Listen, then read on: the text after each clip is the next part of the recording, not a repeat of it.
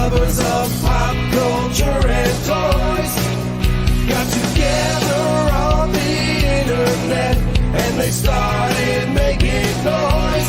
So everybody, let's join Jesse Arnold and his buddy Curtis Ackerman, because when indulging in blind geekery, it's always best to bring a friend or two. Shooting the shell. Everybody loves shooting the shell. Shooting the shell. Let's start shooting the shell. You're gonna love it now. Let's start shooting the shell. Just might make you say wow. Let's enjoy some fun conversation. We'll be shooting the shell around the nation. Let's start shooting the shell.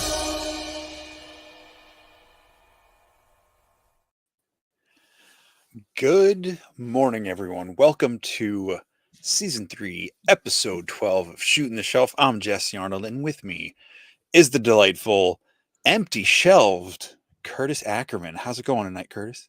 It is going great. I just realized that we did this on Episode 12. This should have been Episode 13 with our guest.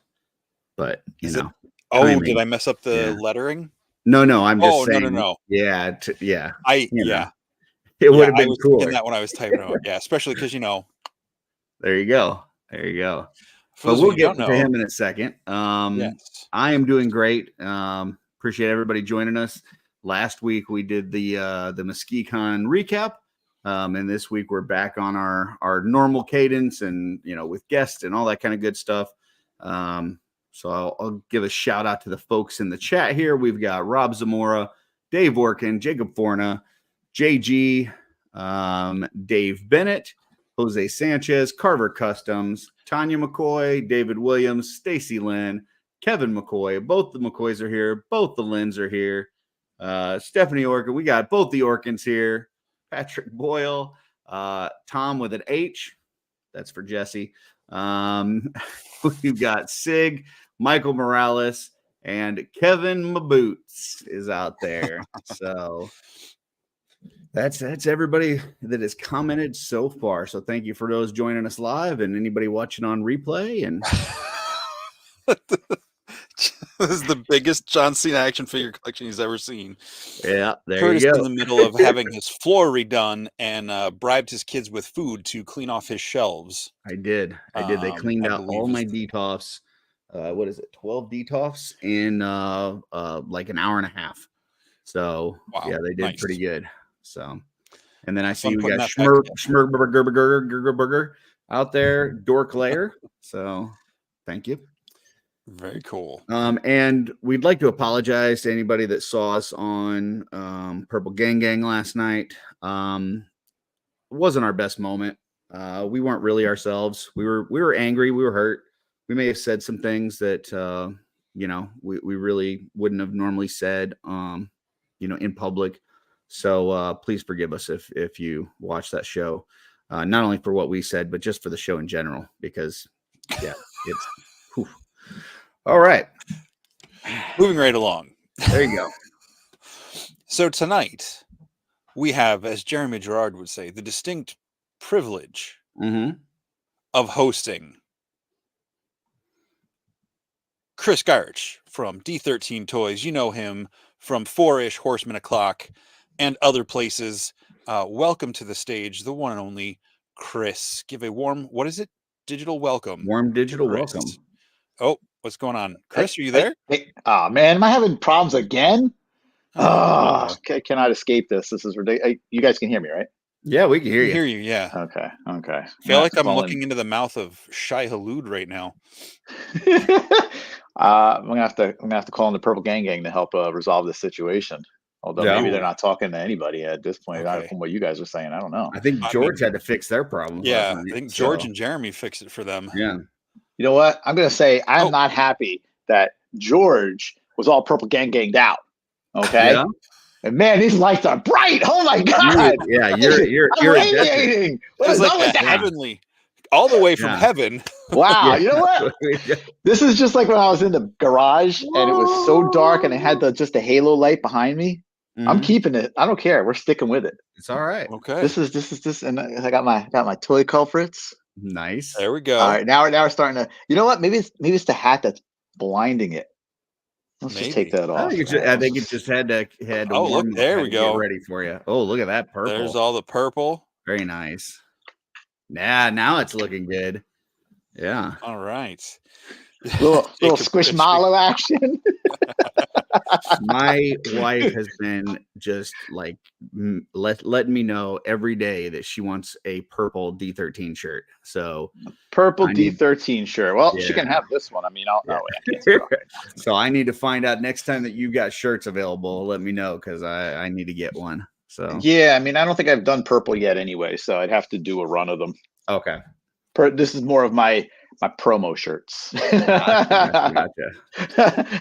Hey, JG, how's that LOLOMG? Purple gang, baby. I was just looking for all purple toys. Hey, that works. That works. What is So that? it's from MGA. They do the LOLs, like the little blind capsule stuff, you know. And then I thought it was a Power Ranger or something. Well, this was like one of the Halloween costumey ones, so she's kind of got okay. like a. I want to say, you know what? It reminds me of the costume from Zombies 3, from the Aliens and Zombies 3, and I think that's what they were going for. I think it's kind of a nod, and I see my daughter's watching. Hi, Kara, under mommy's name of Kim. Hi, Kara. I told her I was gonna. I was like, because usually we'll give her a call at night to say goodnight at 8:00, and I'm like, yeah, if you want to say goodnight, you better call me earlier because I got to do a show. She's like, what do you mean you got to do a show? What do you mean? Well, you can say it right here. You can tell her right now. I already told her. Go to sleep, Kara. She'll probably watch for a little bit. Very nice. She doesn't go to bed till like 9. So yeah, this was her younger sister's. This was Evie's, but yeah, I believe this is supposed to look like the aliens from Zombies 3, Disney Zombies 3. There you go. Okay. Don't make me I start. don't know saying what zombies is. I Yeah. mean, I know what zombies are, but it. not enough to know what Zombies 3 was. Purple gang. Jacob Forna says, Chris, I'm excited to see you at CurioCon. Definitely know which bring one's up a CurioCon. demon Which if one's you CurioCon? have any. I have I no think that's idea. Shop the Curiosity, maybe. I was gonna say, I think it's probably Shop the Curiosity. Gotcha. So what I think I'm gonna do at Shop the Curiosity, because I won't have any exclusives for that show specifically. Although she's the best, man. She is so awesome. I love her. Yeah, all the girls do. But she's amazing. She's awesome. Like, I was talking to her last year, and where was I talking to her? I think I was talking to her at ChrisCon, I think. And she was asking about this year, you know. And I was like, yeah, I think I would like try and get a table, blah, blah, blah, blah, blah. And so then I was talking to her at Zolo. I saw her at Zolo, yeah. And we just got to talk and everything. And she's just so sweet and so nice. And she's so appreciative of the Horsemen supporting her and being at the show and everything. And then, like, you know, even just, you know, I'm a quarter of what the Horsemen are, obviously, but she's just so happy to have me there. And, you know, so it's like, how can you say no to her? Right. she's like the best. So yes, I'll be there. I won't have an exclusive this year, maybe next year. And then probably what I'll do is I'll just have some of my remaining stock. I'll just bring whatever's left over, and I'll probably just have it at the table and just sell it. You know, whoever wants to pick up something. Yeah, that's about it, because it's just a one-day show, so nothing crazy. Cool. Well, at the top of the show, we do a little thing called shelf selections, where Jesse and I pull up some photos that have inspired us this week. So we are going to pull those up and talk about them. And if you feel like commenting on them, Chris, have at it. If not, that's fine too. Got it. But here we go. And by the way, that's one hell of an introduction. Thank you. That was I'm jealous. Jeremy DeWitt put that song together, and he is amazing. And then Jesse did all the animation for it. So yeah, they did a good job. So. Yeah. Who does the drawings?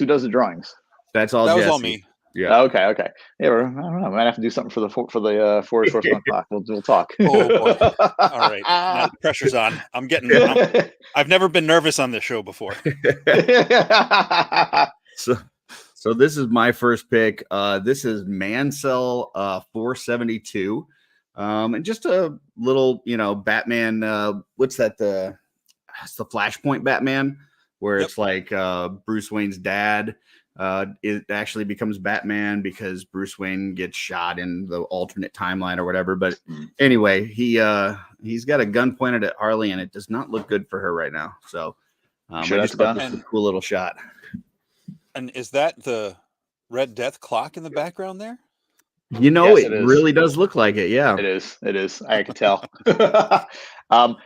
I gotta say, the one cool thing about this picture is that it's got Christmas lights that are then surrounded by your Christmas lights. Yeah. Yeah. Well, the Christmas lights are on the back of the slide, so you'll see that as we go through the other slide. And then you've got the other so we got multiple Christmas lights. I'm not hating. Anything on this one, Jesse? I think this is very skillfully done, like having Harley out of focus but in the foreground, and the focus on Thomas is really cool. I like it. Cool. And there's bookshelves in there, so I mean, come on. Oh yeah. Yeah, I mean, if he had a satchel, it'd be perfect. So all right, here's Jesse's first pick. So this is from Matea _toy_photography. It's not the out of the box Krotos, but it looks like it's Krotos on like a Valak, or maybe even it looks like Valak. Let's get the name right. You're really insulting George right now. The name is Krotos the Freshmaker. I'm sorry, Krotos the Freshmaker. Yes, that is George's nom de plume for him. He is one of my other favorite characters. Of course, he's from the flock, but in the all black here, I think this is really sweet shot with the troll again out of focus, like the dual like layers going on here, like he's and how they got that little glow going on in the eye. That's cool. It just really jumped out at me. I thought, it feels like we say very often, some of these shots look like they're like right out of a movie or a show or something. And you can just feel the anticipation and the tension in this moment. Yeah, I mean, these figures photograph really well anyway, where a lot of the the armor hides a lot of the joints, so they look realistic anyhow. But I think there's just enough blur on the troll there, and just the way that they've got the figure posed here in front of the tree, where you really can't see the joints, the articulation points, so it does look like something out of like a movie. And I never would have thought to put a Krotos head on the Valak body, but that looks really good. I like it a lot. So it's funny, like when I'm looking at it, part of me wants to say I wish the tree itself was a little bit of a lighter color so that he didn't blend as much, but at the same time, I think that's what he's trying to do, is blend and hide. Right. Yeah, it's like just hold, like you got to wait for him to pass, and then do what you got to do. So this is my second pick, and this is undoubtedly the best turtle of the Teenage Mutant Ninja Turtles, Donatello. Everybody agrees on that, and just doing some cool tech stuff on what looks like maybe like an alien spacecraft or something. I don't know where he's at. I just thought it was really cool, and definitely had the number one best turtle. So Jesse, you think that background is a real or a TV screen type thing? I don't know. There may be maybe part of it's an LCD and part of it's real, or maybe I don't know. I'm not sure. Because it looks like he's clearly standing on some sort of base there, unless he's. So I'm not sure where the splice would be. I don't know. And it is Donatello not a bird, is not a purple plane gang photography. Yeah. Sorry, not a bird, That's not right. a plane photography. And Jesse, coolest turtle, right? I can't say yes. He's not my favorite turtle, but I think all of them are cool in their own unique ways. I don't think coolness is a thing I can rate. Okay. Turtles, but must be hard for him to hit the buttons with those fat fingers, right? And still, he's able to do that amazing wizardry with the tech stuff. Well, maybe that's why he's angry right now. He's like, I can't hit these damn buttons.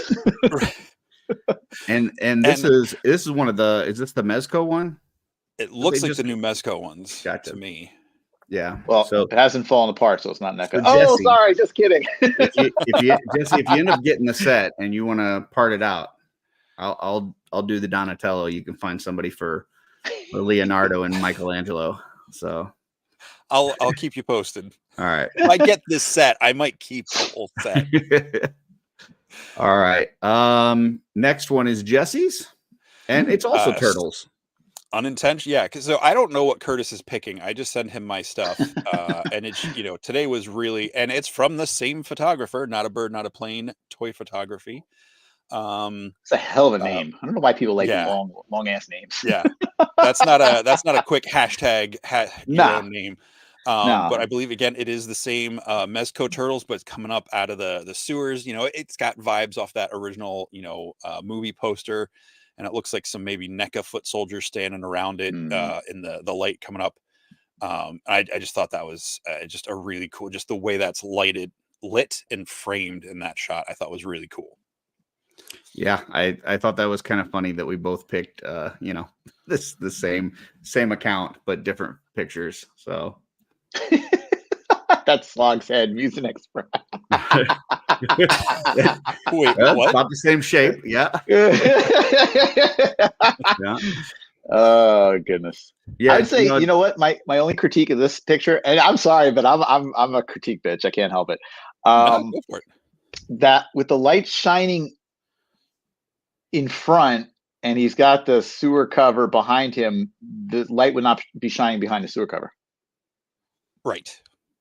It would be kind of like light, and then like a dark shadow. Yeah. So I have to take off points for that. Sorry. Yeah, it's a good point. So Not a Bird, Not a Plane photography. If you're watching this, let's get this one out of there. Let's go with the Donatello one, because that's the winner. So I'm allowed to critique, right? Yeah, sure. absolutely. Sure. I like the fact that you've got like the Foot Clan like standing above it, which I didn't see at first. When I put this picture in the slideshow, I didn't even see them. I'm like, oh, this is just like a movie thing where they're coming out of the sewer, but I didn't even see the Foot Clan. So that's cool. Yeah. Yeah. All There right. was something off about the directional light coming from the sewer to me, but I couldn't quite put my finger on it. But you know what? So wait a minute. It was so hard to see. Okay, I see the actual sewer cover is actually to the left. Mm-hmm. I thought he was holding the sewer cover like this, the way that that is so okay. All right. He gets point. He gets his points back. It's okay. All right. Now you're I admit back when I'm to good wrong. graces. Yeah, I admit when I'm wrong. It was just difficult to make out. It was throwing me off. My next one here is a toy collector with an O, I guess. Don't do that. Yeah. That's stupid. Don't do that. But he has been putting together customs of the old Legion of Doom from the old Super Friends cartoons. And so I think I saw the Lex Luthor one that he did first, and then I was scrolling through his photos and I saw this shot with like all of these guys together, and just really cool. I love those old cartoons, and like this really just hit me in the member berries. So I had to pull that up because I love this. Yeah, that's pretty cool. I gotta say I read this super chat real quick from Legends Collector 1321. Good morning, boys. Not yes, sure if it's or not. The title says "Shooting the Self." I saw that too. Definitely not intentional. I can't believe after almost one Jesse's full done. Yeah. After one weekend with me at MesquiCon, Jesse's ready to end it, so he's just shooting himself. I actually, when I was telling my daughter, I was like, she's like, I can't find the shooting. The channel name is Shelve. Yeah. So I was like, I told her, shooting a shelf, and she's like, I can't find it. And then I'm like, so I go find it, and then I'm like, sorry, because I'm used to shooting a shelf, but being like the name in my head, and so I was like, all right, it's just Shelve it, and it's shooting the self. What the hell? Yeah, that Whoops. was not intentional. Absolute typo. And just so anyone's watching that might be like weighing any sort of judgment on this, it comes Mhm. from the expression shooting the shit. So there's no actual shooting involved. It's Gotcha. you know. It's like It's talking. funny. It's funny Yeah. because Yeah. that's where the straight poop came from, which was shooting the straight shit. That's what it was. Yeah. So There you couldn't go. use the real one though. I had to change it. We just took it from you. I'll say Jesse, about this picture, yeah. the Lex, I love like the 70s like disco collar on him. Like I'm not making fun of it. I think that's actually a cool look for Lex as opposed to just like the big armored suit that he'll wear, or the power suit, Yeah. or Mhm. a business suit. I think that's actually a fun look. And did you notice the pops in the background up top on the shelf? Yeah. Yeah. T. Bellet. Curtis, your shelves empty. Yes, My they shelves are. are curtains, buddy. Come on, Tom. My shelves are empty. We are redoing the floors this week, so we're gonna have to move all the DTOFs out of the room, and so yeah, we had to empty them out, and then I get the fun job of dusting them and putting them back once everything's done. So, But you know what? But that's actually good because it's a good little refresh. You know what I yeah. mean? You clean them off because you're never going in there with that little brush to Mhm. spray, get the air can and stuff like that. You never Right. do that, so it'll be good. It'll be good. It's a refresh. Move things around a Absolutely. little bit. It'll be good. Yeah, because you Absolutely. hit that shelf with those condensed air cans, someone's weapon is disappearing until Yeah. you move. Yeah. Pew. Here is Jesse's next one. Ooh. I was pretty sure Curtis was going to pick this one because the minute after I grabbed this screenshot, he sent in a group chat a different set of pictures from the same artist, but it was like a different stage of repainting this head. This is Sakai _Pio or Saki Piao. Piao. Saki Piao.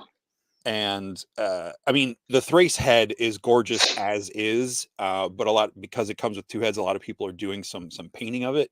Yeah. And I believe they turned this into a World of Warcraft character. I can't remember her name. With the Jaina, is it Jaina Proudmoore or something with the blonde streak in her hair? Probably, yeah. I mean, she did, yeah. But I just look at this and I'm just like, man, the details they get on those eyes, like, yeah. I struggle to get the details I get on eyes, and it's pretty much just like a colored dot with a black dot in the middle. Is just really, really amazing. I like that pizza that they got behind there. It's pretty nice looking. I think that's the same as Curtis's thumb. Yeah, it looks like I was just on that account, and it looks like they actually painted up two of those heads. So one of them, yes, they put like a blonde streak in it, and did it like with Caucasian flesh tones, and then they did this one that is a little bit different with the purple lips and green eyes and stuff. But I mean, both of them came out fantastic. So I mean, green eyes. It's gonna tame the dragon blade. Come on, which movie? Come on, which movie? I got nothing. I hate you both. I'm leaving. Big Trouble in Little China. Come on. Oh my gosh. Bride with the green eyes. Yep. Shame on you. My brain's just going so many different directions. That quote just did not land for me. I'm sorry. I mean, I've seen, like Jesse said, because it comes with two heads, I've seen some people repaint this head. But usually they leave the eyes alone because who wants to mess with that? And plus they look great, like the way that the Horsemen did it. But the fact that they redid the eyes, changed the colors, and it still looks fantastic, like kudos. That looks great.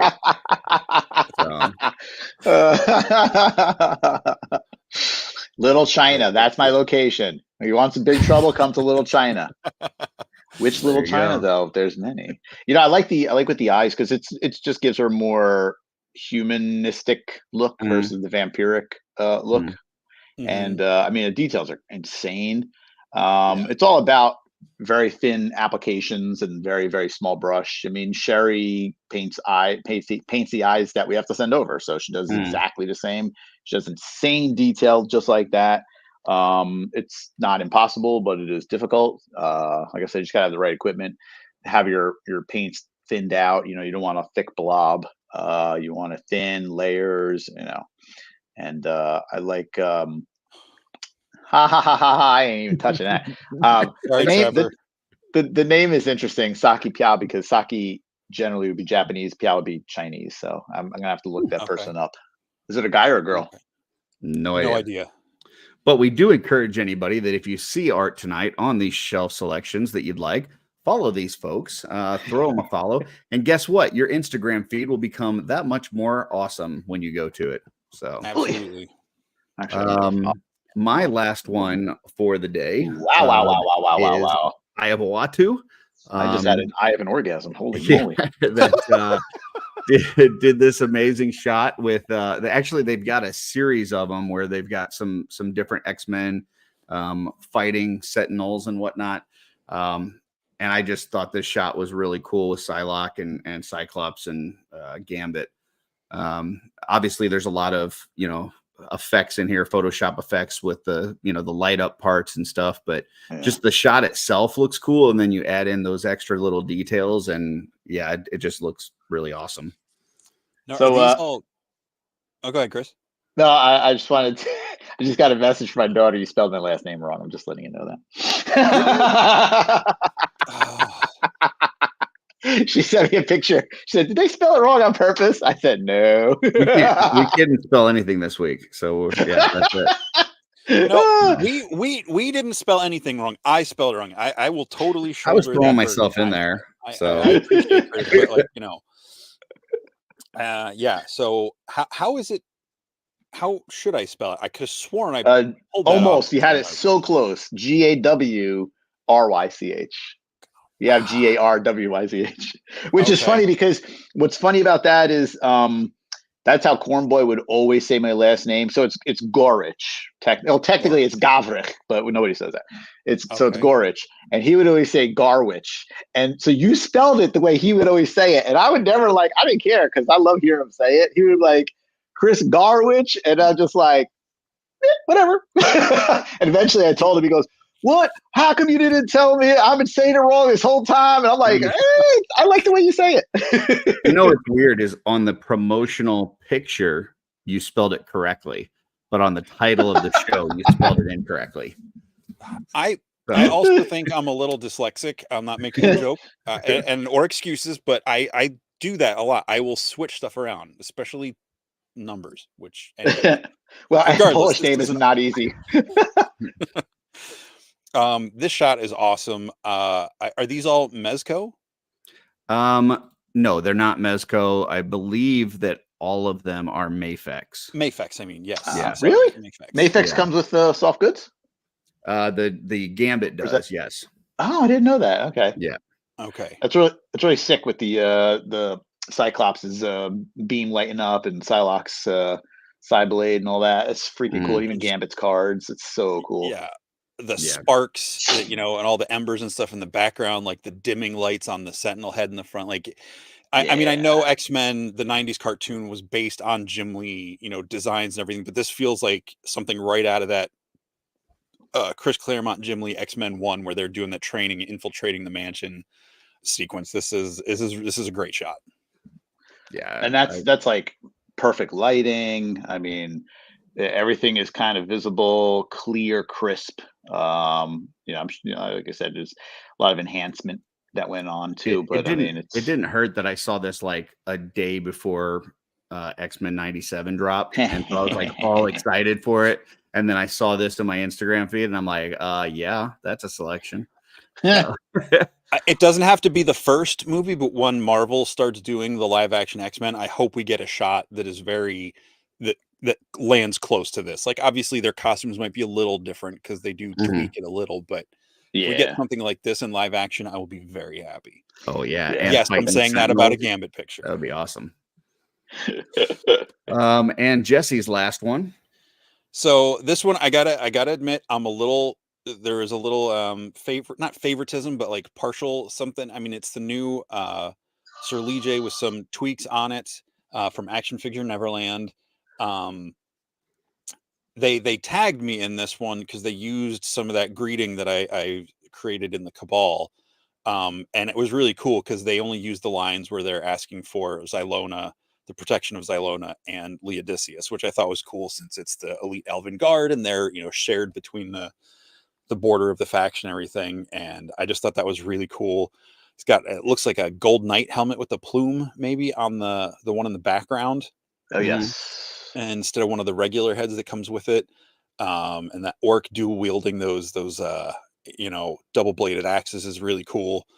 But yeah, I just really, the golden light, the ruins, everything about this just really, even if he hadn't tagged me, this probably would have made the list, but I wanted to make sure I specified that they thank you for tagging me in this. Because it brought it to my attention much earlier.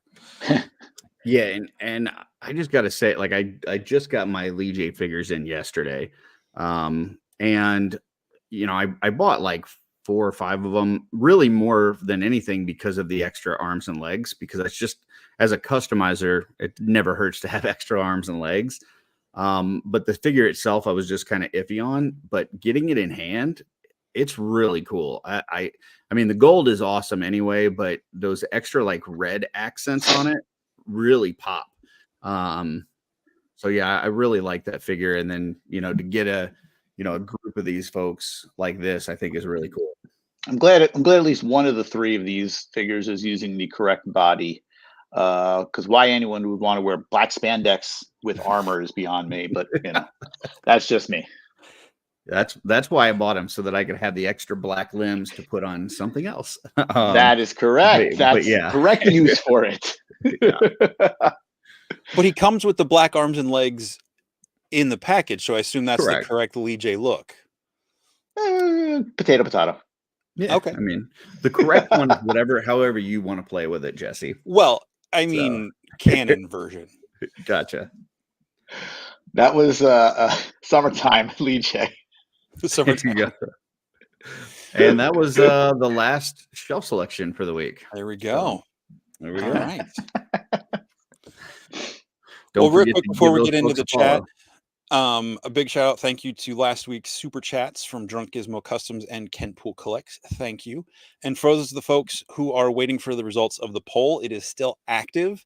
So if you are on our YouTube page, there's a poll about whether or not Curtis needs to be wearing his hat or his ponytail. So make sure you get in there and vote early and often. And we gave you the hat last week, ponytail this week, and then you can get on the community section and vote and decide what I'm going to have for the rest of the season. So, which is the end of the year. Season runs to the end of the year for us. Yes, that is correct. I don't know if she's still on, but my daughter's going to bed. So if she's still on, good night, love you. If not, too bad. Good night. Good night. So, Chris. Hi, Curtis. Hey, Curtis. You know what? Real quick. Yeah. When I look at you, a song comes into my mind. Okay. Which one? I'm half the man I used to be. Because you are half the man you used to be, my man. You're looking good. Not quite half, but I'm getting there. But I appreciate it. Yeah. Awesome. I'm very happy for you, man. Thank you very much. So we had heard kind of leading up to this weekend, it was a big weekend for Horsemen. And we had heard that either a team or the A team was going down to Atlanta. And then we heard the B team was going to ToyCon. But then Cornboy showed up with the B team, which I think made them the A team. So then I think Toylanta became the B team. So does that mean that we have you as the C team, or do you now become the A team here on this show? I mean, it really depends on if my bosses are watching. Gotcha. Now Jim is not watching. Eric is not watching. CB, though, on the other hand, my favorite boss. Just saying. He does occasionally pop in here. Yeah. And I don't doubt it, because he's got his finger on the pulse of everything. He knows everything that's going on. He knows what I'm doing. He knows where I'm at, which show I'm on. I know he's there because he's the best. Well, I got to say, seeing pictures of him just behind the table and, from different folks, it was really cool to see him back out and about. Now, obviously, I'm sure that he's taken all necessary precautions, and I'm sure that if anybody was going to that con that wasn't feeling well, that they stayed well away from him. Otherwise, we're going to come after him. But it was just, I think, good for the community as a whole to just see CB back in the mix. I think it was good for CB as a whole. I tell you what, all the pictures I saw, crap. he had the biggest smile on his face. He looked like he was having a ball. I will say this: I was very disappointed in one thing. Mm-hmm. They did not bring the sign that he had a year ago that said "Don't touch the CB." Well, we were talking. What was that? Was that on OffWorld the other night? Yeah, with Big Greg, and we said Four Horsemen needs to build him like a Pope mobile, so that you guys can like drive him around, and he can wave, but like a little golf cart. Yeah. That's what we want to see at Legion Con. We just want to see him driving down the halls in a Pope mobile. I mean, I'm sure BB Props can do it. The corn mobile. Yeah. I'm down for it. I'm not saying no. We got to take care of our CB. He's our heart and soul. You know what I mean? Yep. We love him. We love him. It's the office is actually going through some changes where both of you guys are familiar with the office. So where the print room is getting moved over to the room that was across from the print room, which was technically CB's room. Like all he ever needs is a desk. He's like, I just need a desk. That's it. And then we'd throw a bunch of shit in his room. That was the storage room. He didn't care. But he wasn't in that often. So CB's room is now a bigger print room with ventilation and everything. And then the old print room will be like the kind of the cleanup room. So like, for all the sanding and everything of the parts. And then the room, Joe's room, like kind of in the back, that's becoming kind of like CB's office and some because it's always been like kind of storage, but it's more storage for like the stuff that's more new. So we set up his desk and some other things in there, and this way he can kind of have his own space, because he likes to kind of have his own space, be more of a quiet, not distracted, and hopefully things are moving in the right direction. So seeing him at the show was a surprise, I think, to everybody in the office too. And so hopefully he'll be able to kind of come into the office here and there, and just So get back to when normalcy. You say a quiet space, does that mean far away from your office where you're bouncing off the walls? So unfortunately, it's directly on the other side, straight shot. So I mean, the door will be closed, but I'm sure he'll still hear me. Okay. Well, those occasional days are the days that I'm gonna have to be like really like, CB, you need anything? But you're going on a trip soon. I am. A 3-hour tour. Yeah. Plus, be careful with those. Yeah. It'll be a 3-hour tour plus another. How long does it take to get there? Plus another 11 hours. So 14-hour tour. Yeah. So about 2.5 weeks. I will be going to China for about 2.5 weeks. And, is this where George is going with you too? And Jim. Oh, nice. Oh, okay. Nice. Yes. Nice. Yeah. So I have been the travel agent for the last couple of weeks, trying to figure out, because what we're going to do is, it used to be a direct flight to China, and then because of all that Russia stuff, when you'd go to China, you'd go over the North Pole and kind of come down, and you come down over Russia. Hi, Joe. And then and then because of all the things going on in Russia, there really aren't many planes that are going over there right now. So instead of going over North Pole, you got to go west. So when you come back from China, you'd follow that route. You kind of go over Japan, Aleutian Islands, Alaska, Canada, New Jersey. And so going to Japan is kind of the reverse. You're kind of going over Canada, Aleutian Islands, and then to Japan. So George has been to Japan a couple times. I forget how many times. I've been to Japan plenty of times. I love Japan. And we were like, hey, why don't we do a couple days in Japan? I'm like, hey, man, you don't have to tell me twice. Yeah. And then where were we at? Where the heck were we at? What was the show before ZoloCon? MegaCon? Yeah, that one down in MegaCon. Florida. Yeah, I think it was MegaCon. Yeah, it was. Yes. because it was Jim, Jeremy, and myself. And so Jim was like, so hey, you're gonna have somebody else joining you for your China trip. And I'm like, oh, like I'm thinking like Diego, Joe, like Yeah. Jeremy. I was like, I'm like, okay, cool. Who? He goes, me. And I was like, hey, what now? The China food in China is different from the Chinese food here, right? So he was like, I was like, all right, cool. I said, hey, look, so George and I were going to be going to Japan for a couple days too. Do you want to go? And he's like, yeah. I'm like, all right, well, I guess we're going. Normally we would go to Japan after on the way back. But I mean, it's sort of, like I said, you're going to be laying over there one way or the other. So I was like, we're going to go on the front end, and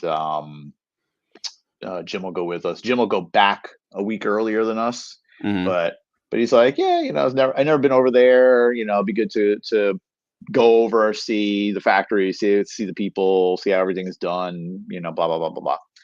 So we'll.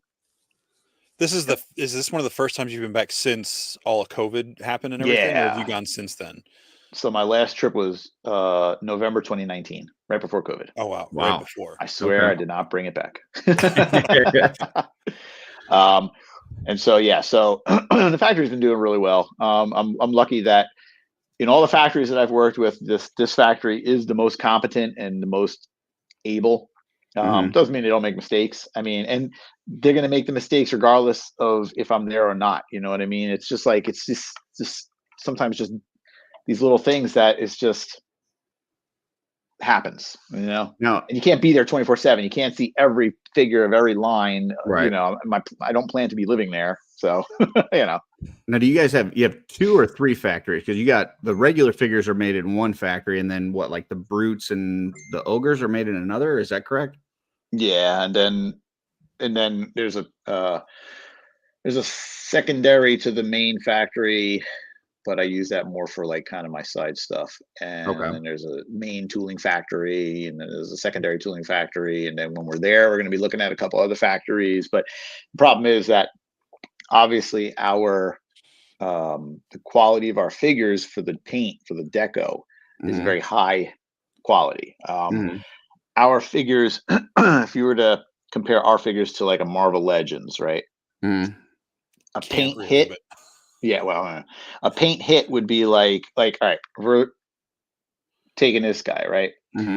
His head is blue, his eyes are red, and then he's got, the blue spray on his torso, his neck is blue, his chest is orange, right? Generally, for something simple like this, and this, mine are not injected in color like a Marvel Legends. So even these have more paint hits than a Marvel Legends figure. It's each piece is sprayed orange. So, however many, this chest is one piece, that's one paint hit.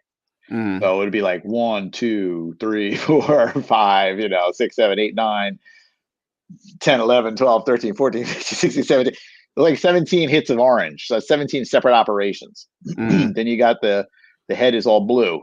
That's one hit. The eyes are red. That's one hit. The neck is one hit. The blue spray on chest is one hit. So it starts adding up. That's already a lot of paint hits just for this little guy. For a Horseman figure, that's like 200 paint hits. Okay. For a Marvel Legends figure, it might be 20 paint hits. Right. So to find and it's injected in color. So to find a factory that can handle our level is not easy. I'm very fortunate to have this factory because they can do it, and they've been doing it since the Bird line, since the Gothotropolis line. So I did Gothotropolis, and then Mythic Legions 1 all the way through to where we're at now. The Scarabus line, which was before Gothotropolis, was another factory, but they did a very good job on those. Those were really nice. But that factory is not available. So I'll be checking out a number of other factories. I have low expectations. They can do the side stuff. They can do Plunderlings. They can do, the Prisoner or Eagle Force, like a lot of that stuff, because it's a lot more simpler. Maybe can do mine. But you work with the Naughty or Nice line too, right? Yeah. And did I see Monster Force? Yep. That's Fresh Monkey Fiction, right? Yeah, I can't wait for And did Monster I see? Force. Is something getting broken up with the naming of the things, or is that a different, like with the Monster Force, or am I getting some other toy company confused? What do you mean broken up with the name? Not broken up, like get renamed or something. Like the Monster Force. You know what? I'm gonna retract that question because I don't feel like I Do I fully need to- understood it myself. Do I need to call Bill? Hold on one second. Hey, Bill, what's going on with Monster Force? Tell me. People want to know.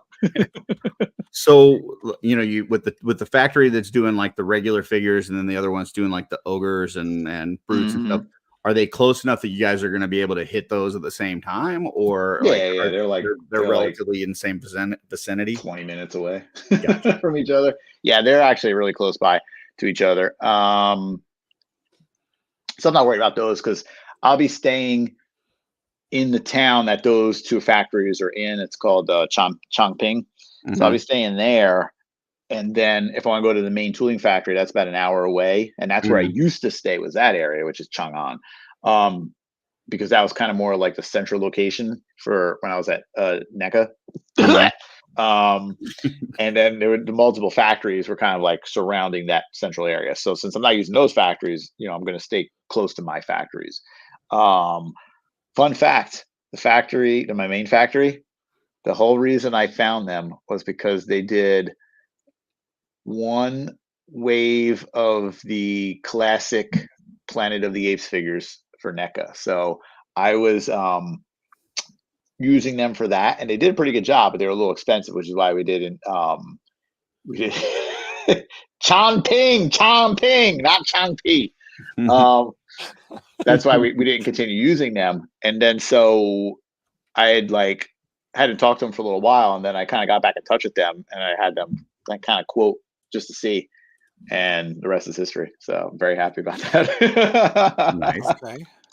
Well, I'm sure we'll get to some more Horsemen stuff. I'm sure folks in the chat will have some questions and stuff for you, but really we wanted to get you on at this time because we're a week out from Easter, and you've got your Biblical Adventures line that should be hitting us very shortly. God, I hope so.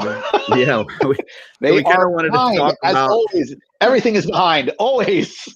Well, we wanted to talk about how things are going with that because, obviously since last time that we spoke to you, you've had, a lot of exclusive demons that you've had come out, which seems like they've been a pretty big hit at a bunch of the different cons. Get an update on how things are going with the first Kickstarter, and then what may be in the future for Biblical Adventures.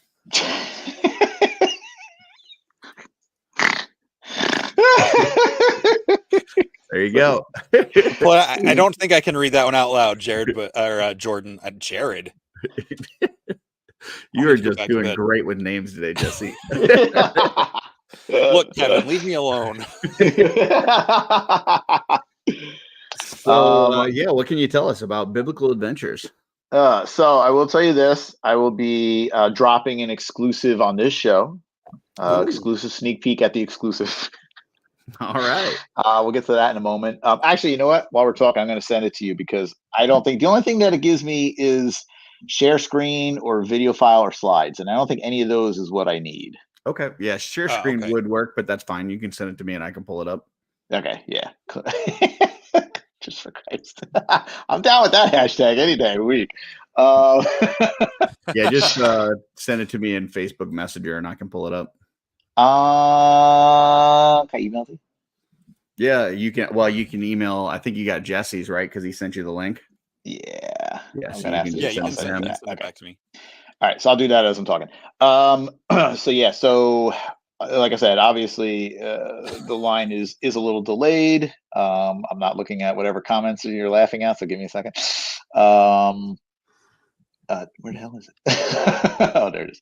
And right now, like I've said recently a few times, that the tooling was split because I needed to get the angels, not the angel, demons, done earlier, and that was for PowerCon. So it would have taken a lot longer had I done the whole thing All the tooling.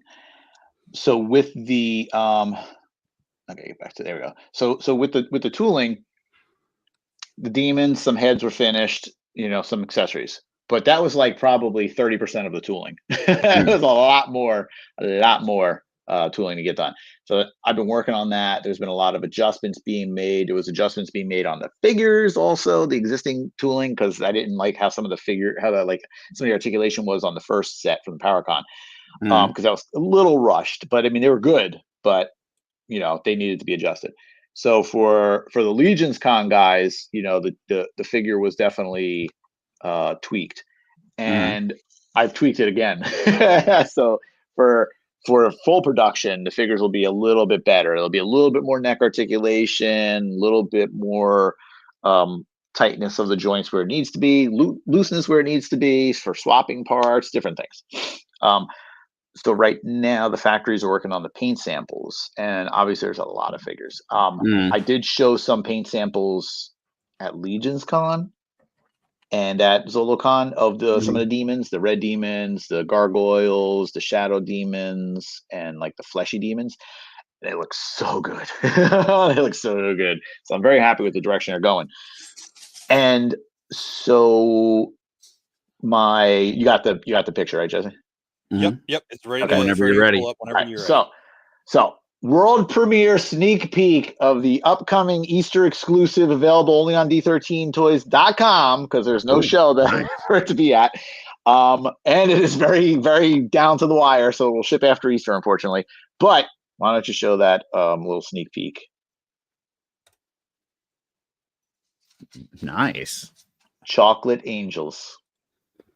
Do they taste the same? Do they taste chocolatey? Do not taste this. They do not taste chocolatey. So what I'm doing is I've done so many demons, right? And there's no shortage of demons. But this line is Biblical Adventures. There should be some holies in there, right? So here's your first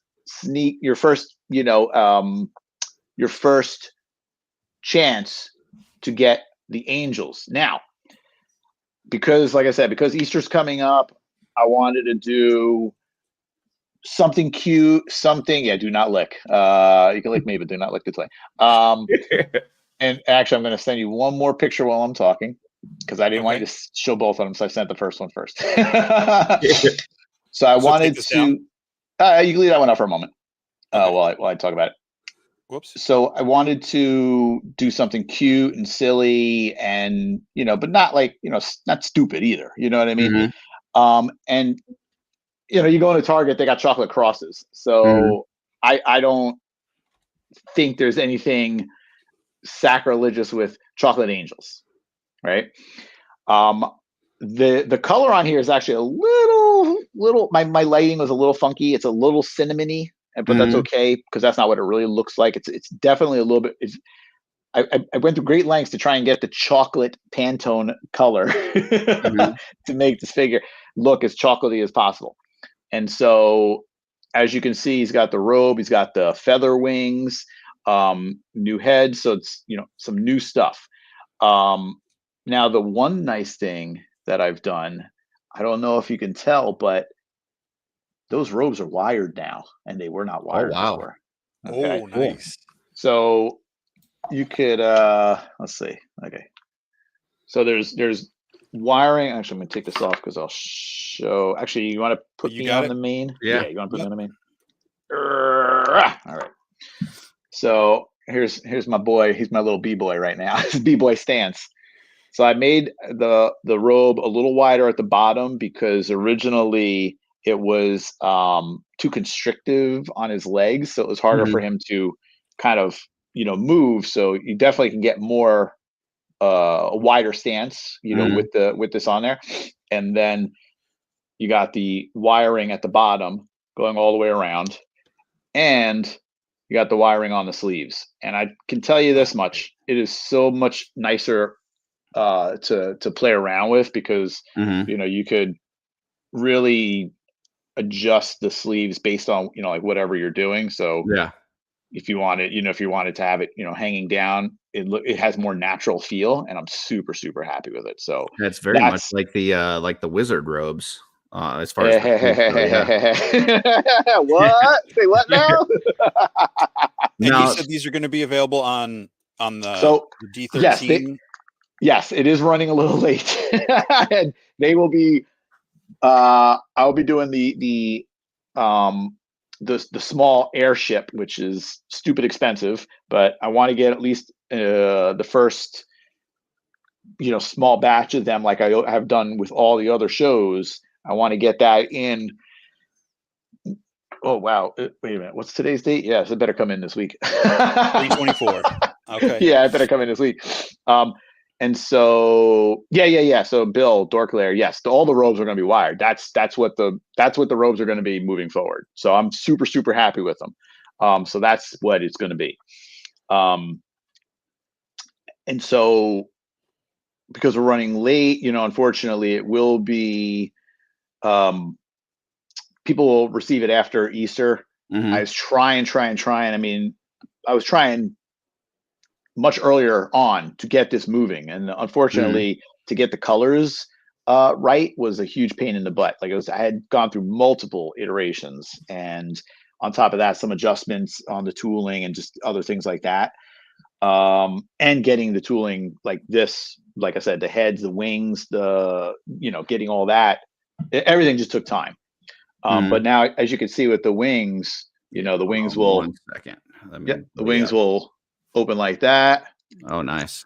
And then also, Oh, cool. Hinge. like that's that. nice. Yeah. So now the demon wings only do the the kind of the flapping, Mhm. and the Lucifer wings, those like giant kind of bat wings, will only do the flapping too, because it's impossible to make that do this. You know what I mean? But yeah, I'm very happy with the way these are. It's not ratcheted; it's more of a friction fit. But these are lighter than the Horseman wings, so they generally hold most of their position. Once you get down here, it's a little.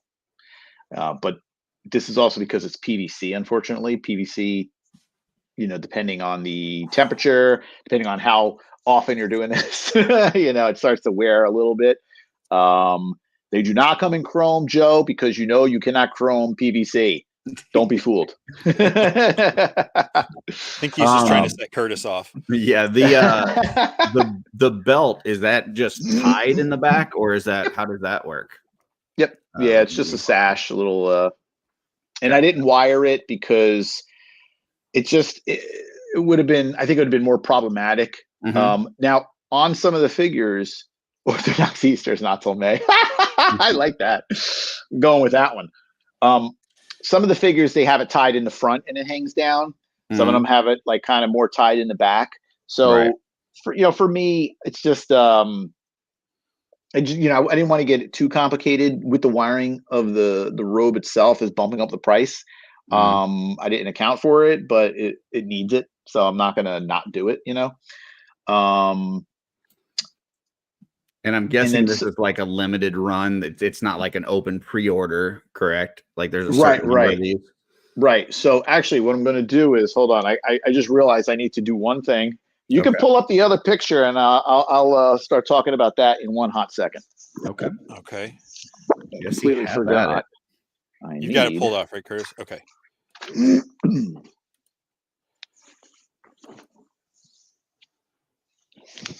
There we go. All right, now I'm all set. All right. Yeah. All right. Now I have on my. I'm gonna get to that in just a second. I'm sure that's what we're all having on our mind is how limited of a run. Now I have my chocolate shirt on. My brown shirt. Very nice. To go with the chocolate angels. Had to swap out. So all right, I've got the next pictures ready to go. Yeah, go for it. Now, in typical fashion, there will be multiple versions. It's a Neapolitan.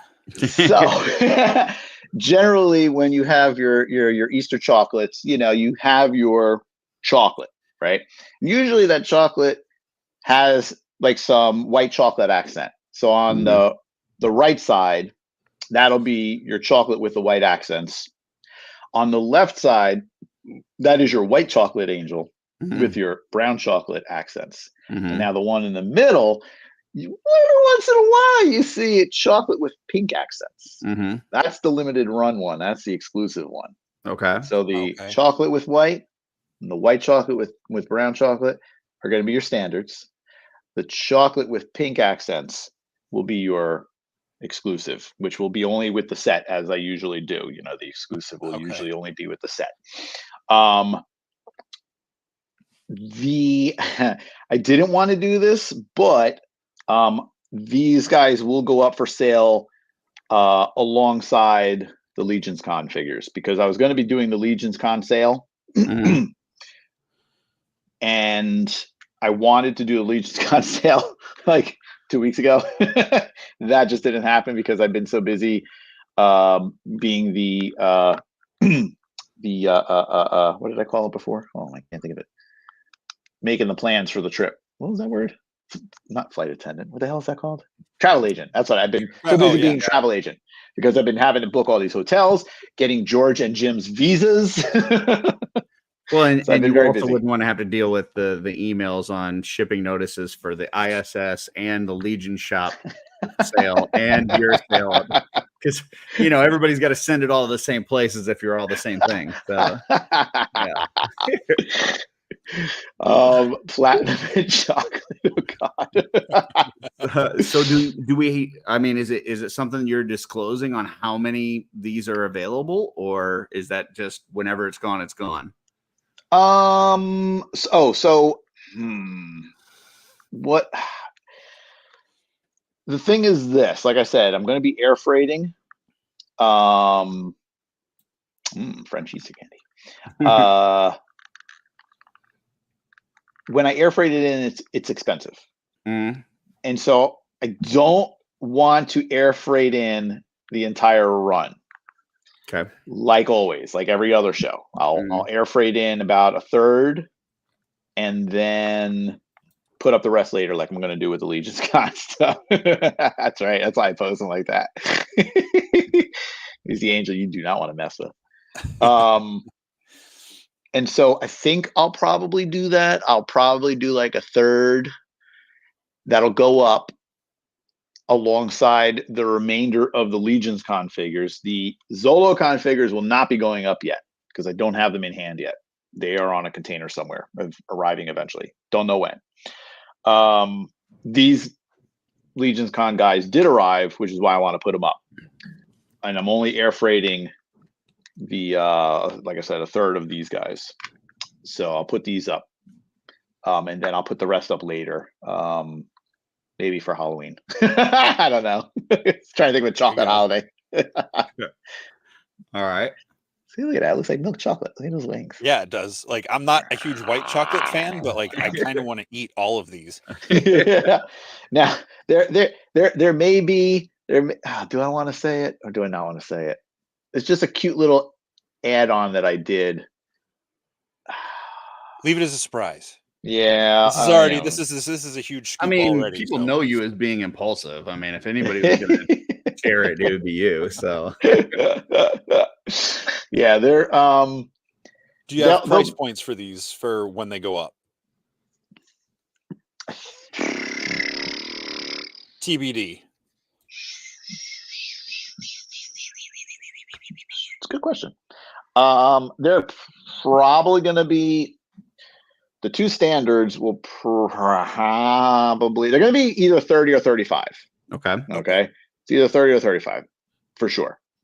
420 is a chocolate holiday too. I was gonna say any holiday can be a chocolate holiday if you do it right. This is true.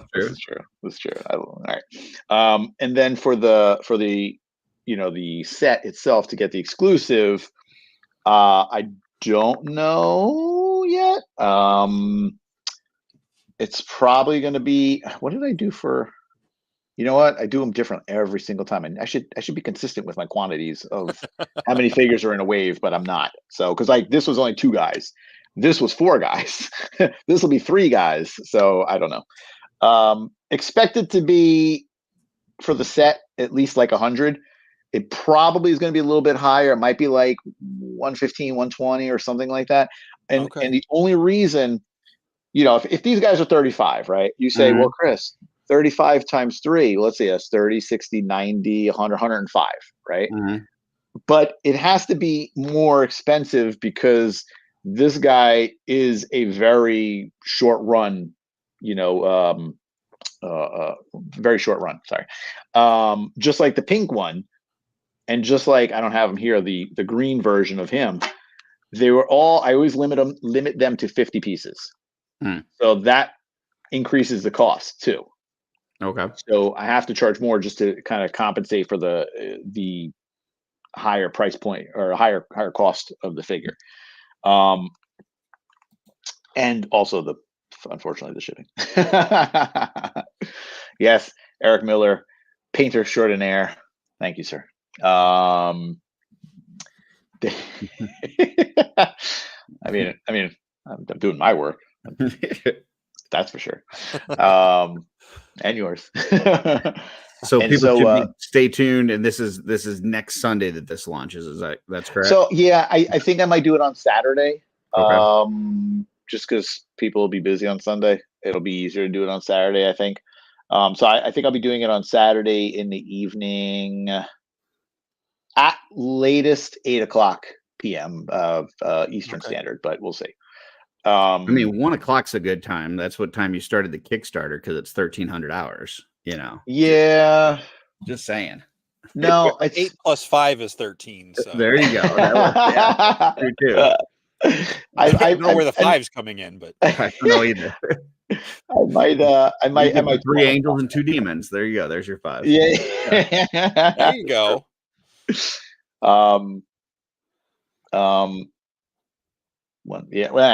Counting is not my forte. Make it 9 p.m. Why should I make it 9 p.m.? Midnight mass release. Yeah, that'd be funny. Because that's when Purple Gang goes live.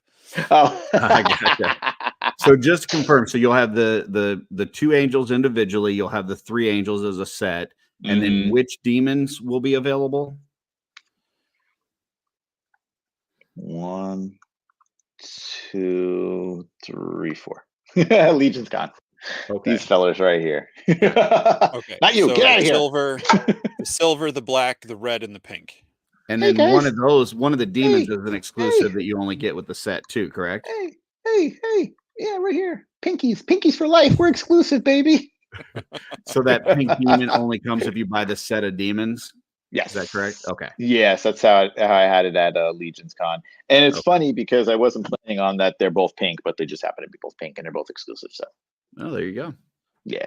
And it's funny with this guy right here. This happened because when I was having the factory do paint samples for this guy, they did this guy. And I was like, I said red. That's clearly not red. It's the old half blue, half green Hagnon thing. However, yeah, I like it. There you go. And then I showed it to everybody in the office, and I'm like, dude, look at the factory sent me. And you're like, dude, that's cool. You gotta make that. I said, I know this already. You're just cementing that fact. That's funny. So yeah, so it's just like it's cool. Now, are the wings a different shape on the pink one than the red one? It looks like yes. They're okay. Yes. So I hadn't noticed that before until I just saw them next to each other. Nice. Yeah, they're similar, but they're different. Pink is a little bit more simplified, and red is has a lot more detail kind of sculpted in. You know. Gotcha. Okay. And both of these wings, as well as all the heads, all originated from the giant painting in Florence, Italy, where the Duomo echo chamber is there an echo, or is that just you? So I use that for a lot of reference for the demon stuff, for their weapons. Even do I have for one of the angel shields? It's like a more rounded one, like a deeper one. This one right here. All this stuff was in the painting, and when I was there years ago and saw it in person. I mean, it's humongous, and the art, the ceiling, the dome ceiling, and there's so much going on, and I'm like, man, I got to use this for something. And it stuck with me, and then I was able to, like I said, kind of pull from it. All the demon heads are painted in there, the wings are in there, the piggly tails are in there. So it was really just kind of using what, and that's been my whole motif, I guess you could say, for the line. Has been using a lot of the artwork that's out there, historical artwork. And so it was a good decision, you know what I mean? Because there's a lot out there and people are familiar with it, and it helps kind of make a connection, like, I've seen that before.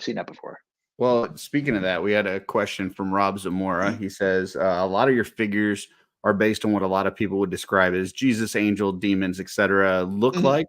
At some point, will we see angels and demons that look more like from the book of Ezekiel?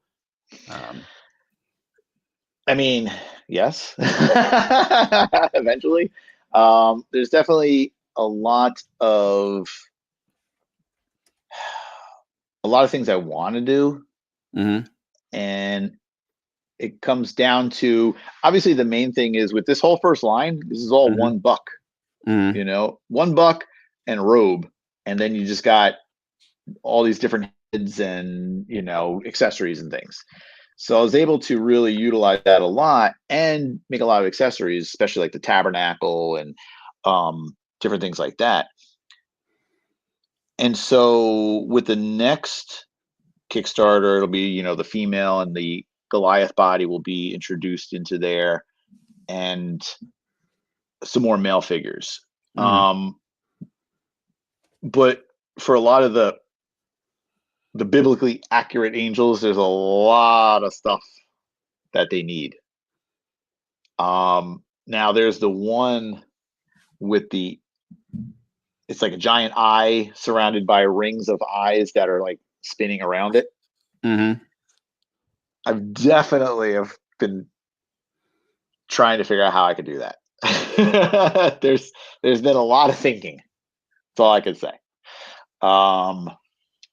But in the next Kickstarter, I mean, there'll be a lot of givens, such as like Adam and Eve, Joseph and Mary. I'll probably do Joseph and Mary with a baby Jesus, and then like a cardboard pop-up put together nativity scene, and then maybe like a 3-pack of the three wise men, and trying to see if I could source some open market animals that can go with the figures. This way it's just comes with some animals you can put in there. But I want to try and do something like that so that you can, like I said, just do a whole nativity scene. Adam and Eve will be, pretty basic. The way I did the kind of the demon diaper, it'll be the same thing. I'll just kind of do a diaper of like leaves. A diaper of leaves and stuff, and then like a bra of leaves, and this is all soft and flexible too. So, these guys don't have any genitalia. I'm trying not to offend people. So even if you take it off, it's just Barbie, and nothing underneath. What else? I want to do. You just have a little. You should just have like a little fig leaf or something like stamped on the crotch pieces underneath. Yeah, I was trying to figure out something like that small, but I'm just like, it's not gonna work. And I want to go more realistic. I mean, if they're gonna be wearing something, it's not gonna be a fig leaf that somebody just went slap right on the wiener, Well, I was just thinking, like, how they chiseled off all the parts in the statues and covered them. I want to do. I may do like the giant Jesus statue in Brazil on the top of the hill. Yeah, because I mean that's easy. I mean it'll be similar to like the statue Lucifer, where it's all gray. I mean he'll just have a bigger robe and he'll have a different head sculpt, and you can kind of pose him, that way. Okay. So that'd be like a fun little one. I'm trying to think of what else I want to do. I want to try and do a wow, I can't remember her name all of a sudden. Holy moly. Shepherd Dave. Yeah, I mean David and Goliath, obviously. The David 3-pack would be interesting. I was torn with the David because I do not want to do I originally I did want to do him as a kid body, but Mhm. when I forget his age when that all happened, but I think the standard body would be fine. Mhm. And then if I do use a standard body, yeah, I could always do like different heads and different outfits and different accessories, and it's a lot cheaper in terms of tooling because the tooling is the killer. Mhm. Um, so the 3-pack David would be interesting, or David and Goliath, and then a 2-pack of the other two. You know what I mean? It depends because the balance is making sure that it's going to be a figure that people are going to want to buy. Obviously, I mean, there's plenty of characters in the Bible, but not all of them make for compelling figures. Mhm. So that's kind of the hardest thing. Um, just trying to make sure that they're interesting enough. I might do like Roman soldiers, but as more as statue versions, and people can, those are good diorama pieces. Okay. Those could probably, depending on how I do it, they might be able to be done more as like Legion builder pricing, you know? So probably not a to scale Noah's Ark quite yet. I can do it in cardboard. It'll be like do you remember the old Star Wars Return of the Jedi board game? I think was it the Sarlacc Pit one? Do you remember that one? I don't. Oh, dude. Yeah, I think they had like the skiff and it was in cardboard and you had like little Mhm. figures and they'd like, move them on and then when you whatever and they'd fall into the pit. That's funny. That would be the Noah's Ark. Okay. Just Okay. on a grander scale. With a Sarlacc Pit. 2 Sarlacc Pits. Yeah. So, you did the Kickstarters just over a year ago now. So Yeah. you've had kind of a year of, seeing what orders came in, and then you've also done all these exclusives with the demons and now with Mhm. these angels. I mean, looking back a year ago before the Kickstarter started to now, Mhm. are you happy with how things have gone? Like, is it met your expectations or exceeded your expectations as far as the response? I mean, a response, yeah, yes and no. It's a mixed bag Mhm. because, I mean, let's be real.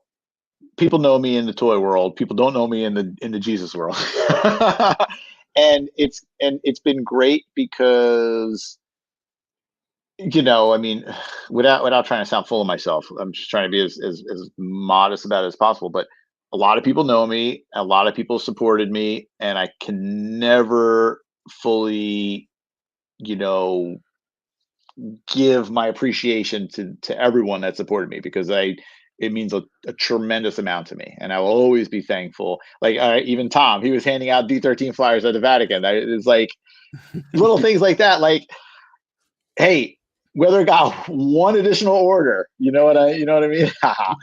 Whether it got one additional order, no orders, 100 orders, like for Mhm. Tom to do that, I'm like, when I got to finally see him, like Mhm. it was my honor to give him a hug. Mhm.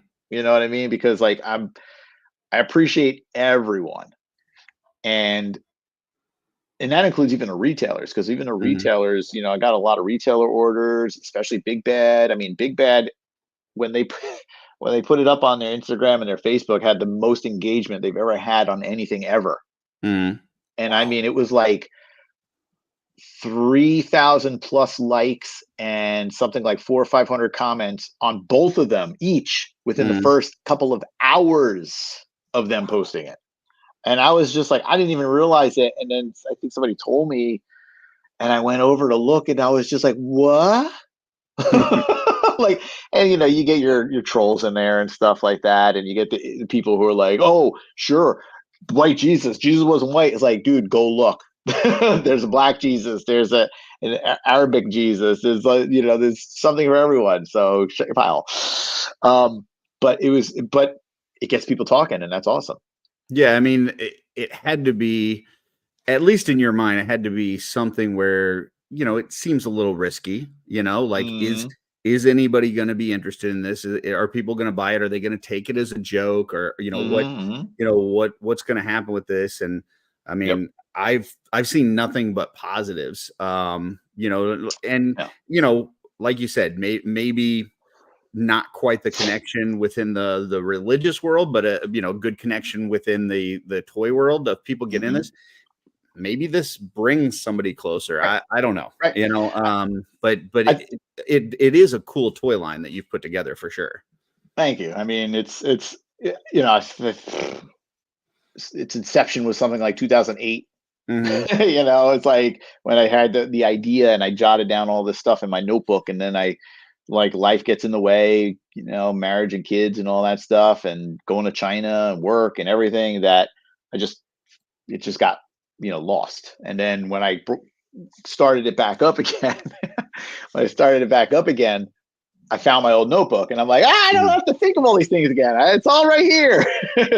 It's like finding Granny's, secret spaghetti recipe. It's like, hey, everything's right there. Hey, it's in there. Yeah. But now, getting closer to actually having physical product of the full line is when, I can send it out to places. I can send it out to hell, even Hobby Lobby and stuff like that. But I've even gotten, I emailed the Vatican gift shop, and I was like, hey, this is what I'm doing. Would you be interested in carrying it? And in their very broken English, they're like, no. And I was like, yes, son of a bitches. And so, but to have the physical product, I can then send it to someone there, and that might be like, hey, this is kind of cool. This is done really nice. This is a great, learning tool.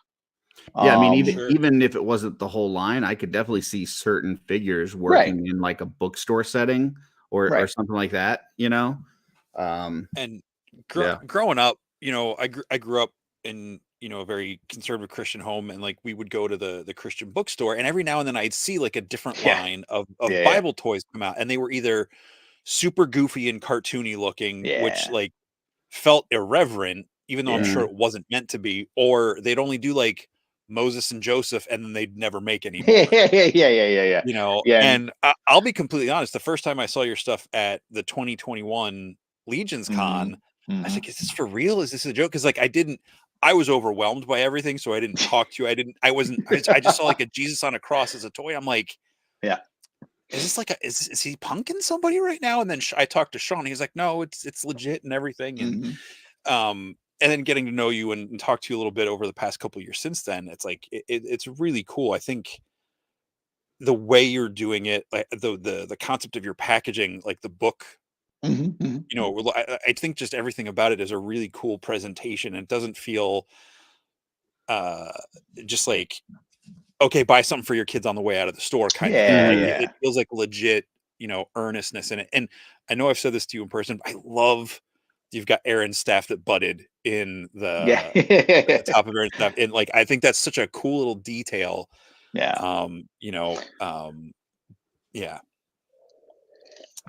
I mean, I will say I did a lot of research, because I mean, I grew up, Christian, Catholic. I don't know, one of the two, probably Christian. I don't know. I went to Catholic school, and so like, I did want to make it correct, I guess you could say. You know what I mean? I wanted it to be honest and real, and I didn't want it to be a joke. I didn't want it to be goofy. And so I did a lot of research, and like different things like, budded rod of Aaron, or Aaron, the chest plate of Aaron on the high priest and stuff like that, which was obviously Indiana Jones. I wanted all that stuff to be as accurate as possible. Even the size of the ark, the size of the different parts of the tabernacle. I mean, there's, conflicting numbers of what it really meant, this, that, and the other thing. So I'm just like, you know what? I'll do the best I can. If someone wants to argue it, I don't care. Let them believe whatever they want to believe. And then on top of that, then like, again, once we get into the art aspect, with the whitening of Jesus in Europe, clearly, he wasn't white. But that's how the art portrays him, but there's other art that portrays him different ways. And so, to be able to do that too, just all these different things that come together, I I really dig that you're leaning into that art aspect of it with a lot of Yeah. it, that you can point to like, oh, this is based on the art, you know, in the Domo, or Yeah. because there's so much interesting art from all over the Oh world yeah. that Oh you yeah. can draw inspiration from for these. Yeah, and then it shuts down anyone's argument too, because they'll be like, "Well, I'm Protestant, or I'm Methodist, or I'm this, or I'm that. It didn't happen this way." I'm like, I don't care how it happened. Are you gonna have an This is the Obi-Wan painting. Kenobi variant? This is the painting. Yeah, well, Yeah, this it's is what blue. the inspiration was. So Yeah, but yeah, this way, like by doing it from the art, then it doesn't matter what denomination. It's art Mhm. based. This is what the picture looks like, and the figure looks like the picture. I'm not trying to tell you you're right or wrong. You know what I mean? And on top of that, even things like I was worried about the crucifixion, Mhm. Jesus. I mean, it's thank you. Thank you. Yes, I'm very happy with that one. But yeah, like with the crucifixion, it's like somebody's gonna be like take it, the wrong way and get upset. But at the same time, you have a crucifix hanging on your wall in your house. You have crucifixes in the church. You have them on the stained glass windows for the Stations of the Cross. Like, I'm not doing something that's meant to be, sacrilegious. Right. It's representational. Mhm. Everyone, I have a cross on my neck. You know what I mean? It's like, somebody will get offended. That's their problem. I don't care. You know? Well, I mean, just talking about it is gonna offend some people. So, Oh yeah, yeah. Oh, absolutely, 100%. And that's yeah, fine. but I Everybody's mean, different. I sometimes don't care. talking about it can be educational as well. So, I Yeah. mean, so the Kickstarter happens, and there was several things of unlocks and stuff like that. Yeah. The Kickstarter closes, the sales are what the sales are, and then you start going on this to different toy shows and having your table and people come up and stuff. What are those conversations like as people are coming up to your table and they're seeing these things out? What are those conversations that you're having with folks? I mean, so that's the thing. It's one of two things. It's either people who are just not really, religious, and that's cool. Mm, And they're like, "Oh, these are great," and they'll, support it or not or whatever, And but even just talking about it or talking to other people about it, and that's all great too. And then there's the people that are,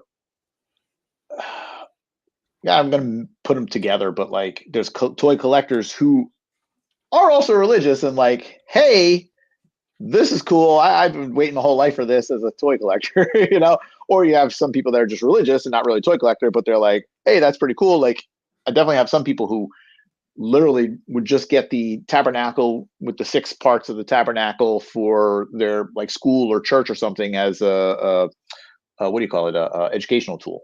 And they're mm. like, yeah, I'm going to use this in my CCD class or whatever. I'm like, cool, that's what it's for. You know what I mean? Um, and like I said, it's going to be more of trying to get it out to the religious people, Gotcha. get that Okay. crowd. Cool. I Well, might have thank to do you. some religious cons because they There don't you come go. to the toy cons. Well, thanks for the update on the first series, as well as the exclusives coming to you guys this next weekend. So be on the lookout for that. That's really cool. Mhm. Anything else before I'm sure, like I said, everybody's going to want to have some Four Horsemen discussion, but anything else on Oh, Biblical Adventures that you want to throw out there before we move on? I mean, there's always something. There's always something. I mean, I'm still working on the packaging, get the sizes. I'm still waiting on Nate to finish the artwork. So Nate, if you're watching, what else? What else? What else? What else? Like I said, I'm just working on the second one. The I've told people too. It's Steve. Listen, I'm going to talk about Steve in a minute. Steve, don't go anywhere because I've been wanting to tell him something. He was going to, because that's all he does. He just pops in, says hi, and then he takes off. Steve, if you're still watching, say something so that I know you're still watching, because I'm going to tell you something. So you better keep watching. I know there's a delay, so I'm going to give him a moment. But yeah, like I wanted to get the second Kickstarter up and running in February for Mhm. ZoloCon, the same as I did last time. And it just didn't feel right. Good. I'll be with you in a second, Steve. It just didn't feel right even though people know me and they know I'm good for it, it just didn't feel right to be like, give me more money, even though I didn't give you anything yet. So I want to just get this out and in people's hands. And if the second Kickstarter is later than expected, so be it. I'd rather people be happy, you know, especially like I said, updates with the robes and stuff, like being like, oh, cool, you know, they you know, got the wired robes in there now, and I can do so much more with it. I can pose it. The articulation is great. You know, I want people to be happy. I want like, praise Jesus. And I get it. I've had similar conversations with Matt Rodriguez with his, you know, Defenders of Eden, his Armies of Ashmore line. You know, like, you know, it's kind of this like, you know, do you want to get that next wave going so that you know, you can kind of keep that train going, or do you want to deliver on the first one first, let people know kind of what to expect, and then go into the second one? So it's a tricky thing, and I think, you know, you just got to do what you feel is right for yours, and yeah, and he's very eager. He wants to get everything moving quick, and I'm like, I feel you, but let's do it right. Right. You know, like same thing with Horsemen. It's like, hey, this is going to be delayed, but it's delayed because I had to change something in the tooling to make sure that I had to make sure that I didn't even realize that. You know, I want to make sure things are done right versus done quick. You know, so yeah, I know. I'd personally say, you know, I'd rather wait a couple extra months, you know, for something to ship and have it right than get it when I thought I was going to get it and be disappointed with it. Yeah. All right. So Stephen Buscido. He's a Bushido.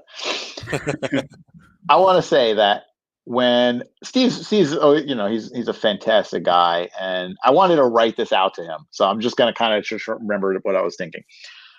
But when we were at Legion's Con, you know, they had the My Wife's Gonna Kill Me show upstairs, and got tattooed, him and Pete, and you know, it's just a silly show as usual, and these guys, you know, do their podcast, and it's, you know, a very long podcast, and it's good for a long car ride. and you know, they're pillars of community, sometimes crass pillars of community, but they're pillars of the community. And then there was one point where Steve and Emil were butt ass drunk and having a lover's quarrel, which was hilarious as all hell. And I recorded the whole thing, which will see the light of day one day. And it was in front of everybody, so it's public. And then the next day we were all having dinner, I believe it was. I don't think it was lunch. I think it was dinner in the restaurant downstairs. And I was talking with Steve, and I haven't really ever had the chance to really talk with Steve. And and you know, I was talking, and you know, I was like, had some funky questions about like his past, his history, and things like that, and why his arms are so effing big. and you know, we got to talking, and I'm not gonna, like, you know, talk about what he said, but because it was an open personal conversation, but whatever, it was a personal conversation. And just learning the things that I did about him, you know, like he was a wrestler. I'm sure everybody knows that. And seeing his picture when he was you know, back in whatever it was, high school and everything, and just the type of person that he was and is, and just who he is now. He is like, I just have this admiration for Steve. Like he's just got this. He you know, you first see him and you're like, I am not fucking with this guy. Sorry, I don't know if I can say that or not. But, no, you're fine. I'm not fucking with this guy. This guy will take me like this and eat me and poop me out. You know what I mean? Like he's a monster, but he is the literal, like, the sweetest, nicest, sweetest, super sweet, super guy. I don't have words to describe how nice he is and how sweet he is. And I love every time I get to see him, because I love giving him a hug and getting crushed, but that's besides the point. But it's just, I can't even articulate how I feel about this guy. He's low key wholesome. I feel like anything, if I was in like a shitty spot and no one could help me, he would help me. You know what I mean? Like, I don't even know how to explain it. And I just love that he's part of the community, and I love that everything that he does, and everyone on, like my wife is going to kill me guys are awesome guys for different reasons. I love them all. I love Jeremy. I love Pete, and I love that other guy. Yeah, whatever. I love no, and I was chatting with Travis too. I love them all, but it's just something with Steve, man. Steve is just like you just ruined his reputation. I don't care. I will shout it through the rooftops, man. It is. I love Steve, and thank you, Steve, for everything you do. And thank you for being part of the community, and thank you for being part of Four Horsemen, and thank you for being part of D13. He's always repping the D13 shirt, which makes me like beyond happy, because like when you guys Jesse's wearing it, when you guys wear it, I'm not asking anyone to wear it. I'm just like, hey, you guys want a shirt? It's $5 or whatever. It's, or I'll just give it away or whatever. I don't try not to overcharge people. You know what I mean? Yep. And so when you guys are wearing it just out of the blue or whatever, I'm just like, I appreciate it. Thank you so much. And Steve is always fucking wearing it. And I'm like, I got to get him more shirts. I got to get him other colors, whatever. He's just the best. I cannot say enough. There's so many guys in this community that are so good, like Emil especially, or Emil, or I still don't know how to say his name. I don't care. I love him. Just don't send him a Harley Davidson shirt. Yeah. That's fair. Yeah, I mean, obviously Steve has his show persona, and some people, that's all they ever know. And, they if you haven't taken the time to get to know Steve, like you said, he's an absolute sweetheart. I stayed with him last year for MesquiCon, stayed at his house. This year I stayed Thursday and then had a hotel with Jesse and them for the rest of the weekend. And not only him, but his whole family, great folks, and total nice guy. So, if you're a little worried about the Steven persona on the podcast, take the time, pull him aside, MesquiCon, LegionCon, wherever you see him, get to know him, because he's a great guy. And yes, his reputation is ruined because he really isn't a jerk. So there you go. Now you guys know. Yeah. So I hope next year I can go. Ditto. Yeah. Ditto for this guy up here. I hope next year I can go to MesquiCon, because I would love, or something even outside of MesquiCon or whatever. But I want to get over there and just hang with these guys for a couple days. Yeah. It's just something I need to do. Quick super chat. Ed sent Chris, live your concept and figures. If people are in their emotions, that's on them. Wasa, Jesse, Curtis, and everyone. Toy Locos out. I'm glad you read that, because I didn't know how to say wasa. Hey, you can say G's name, so you can say, you can totally do that. I that. can't roll the R though. I just gotta hang it out there. I'm not sure if you probably didn't catch, my wife is going to kill me on the YouTube today, Chris, but nope. They did unveil this custom that I did of Steven. Damn. I wanted, because Steven just got a motorcycle, in case you didn't know. He's going through a little midlife thing. But I really wanted to focus on, there's this shot here where I tried to recreate the tattoo on the arm. So the one that you were just talking about. So we got to get David Williams' approval on that. Yeah, I'm gonna run that by David and see what he thinks. It was very tough to do that tiny on that little sliver that you guys give us on the forearm. But I don't think that forearm is even accurate to Steven. Yeah, no, not for Steven. He's got to be yeah. That guy's got what we call man arms. So. Dude, he's got thigh arms. What are you talking about? Yeah. Actually, last year, there you go. You got it right there. There he is. Thanks, there he is. Appreciate it. I had the picture of David's tattoo, and I'm like, looking at it, and I'm trying to draw. And then I had Darla draw some examples of it. I tried to get it as close as I could, but thanks, David. Appreciate that. So freaking last year at Legion's Con, when I brought my kids, I was just like, "Hey, Kara, come here." I was like, look at this guy's arms. Use eyes for arms. Super chat from Kent Pool. Next year, shooting the Toylanta 25 takeover. All right, Curtis. We've been summoned to Toylanta. We'll see what we can do. I mean, it's a bit of a trek for me for sure. I guess it was a little bit for you too. So Yeah, that's like a 10-hour drive, I think. Atlanta. I don't know how Atlanta Yeah. has to be a good 18 hours for me. Wow. So, Fly, baby, fly. You'll be half the man at that point. You can fit into one Yeah. seat, right? And Curse, I do want to say the jeans on that.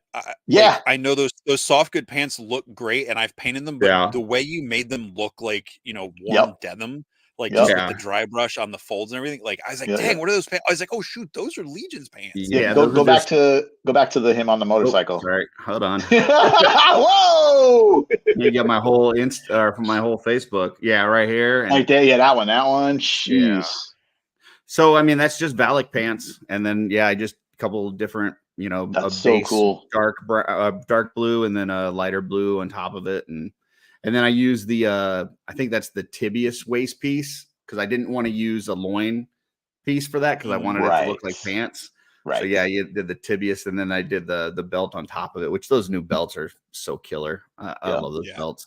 Yeah. So I love the is that the Wolf King pin in the back? yeah, it's so I was like, the thing with this is I actually had a dream. So this is after we went to MesquiCon, and I spent the time with Steve, and I saw his new motorcycle and stuff, and we got home, and it was like the first night back from MesquiCon. I woke up at 4 o'clock in the morning after having a dream of making this custom. Like I was dreaming about this custom in my sleep, and in my dream I put the Horseman or the Wolf King pin on the back and made it look like a patch on like a leather vest. And I was like, I wonder if I could do that. And I had to like actually paint it, because it's like, that like glossy enamel, and I had to like get it really matte. So I painted the whole thing. And I think it came out looking pretty good. So Yeah, that's freaking awesome, dude. Yeah. For Chicago.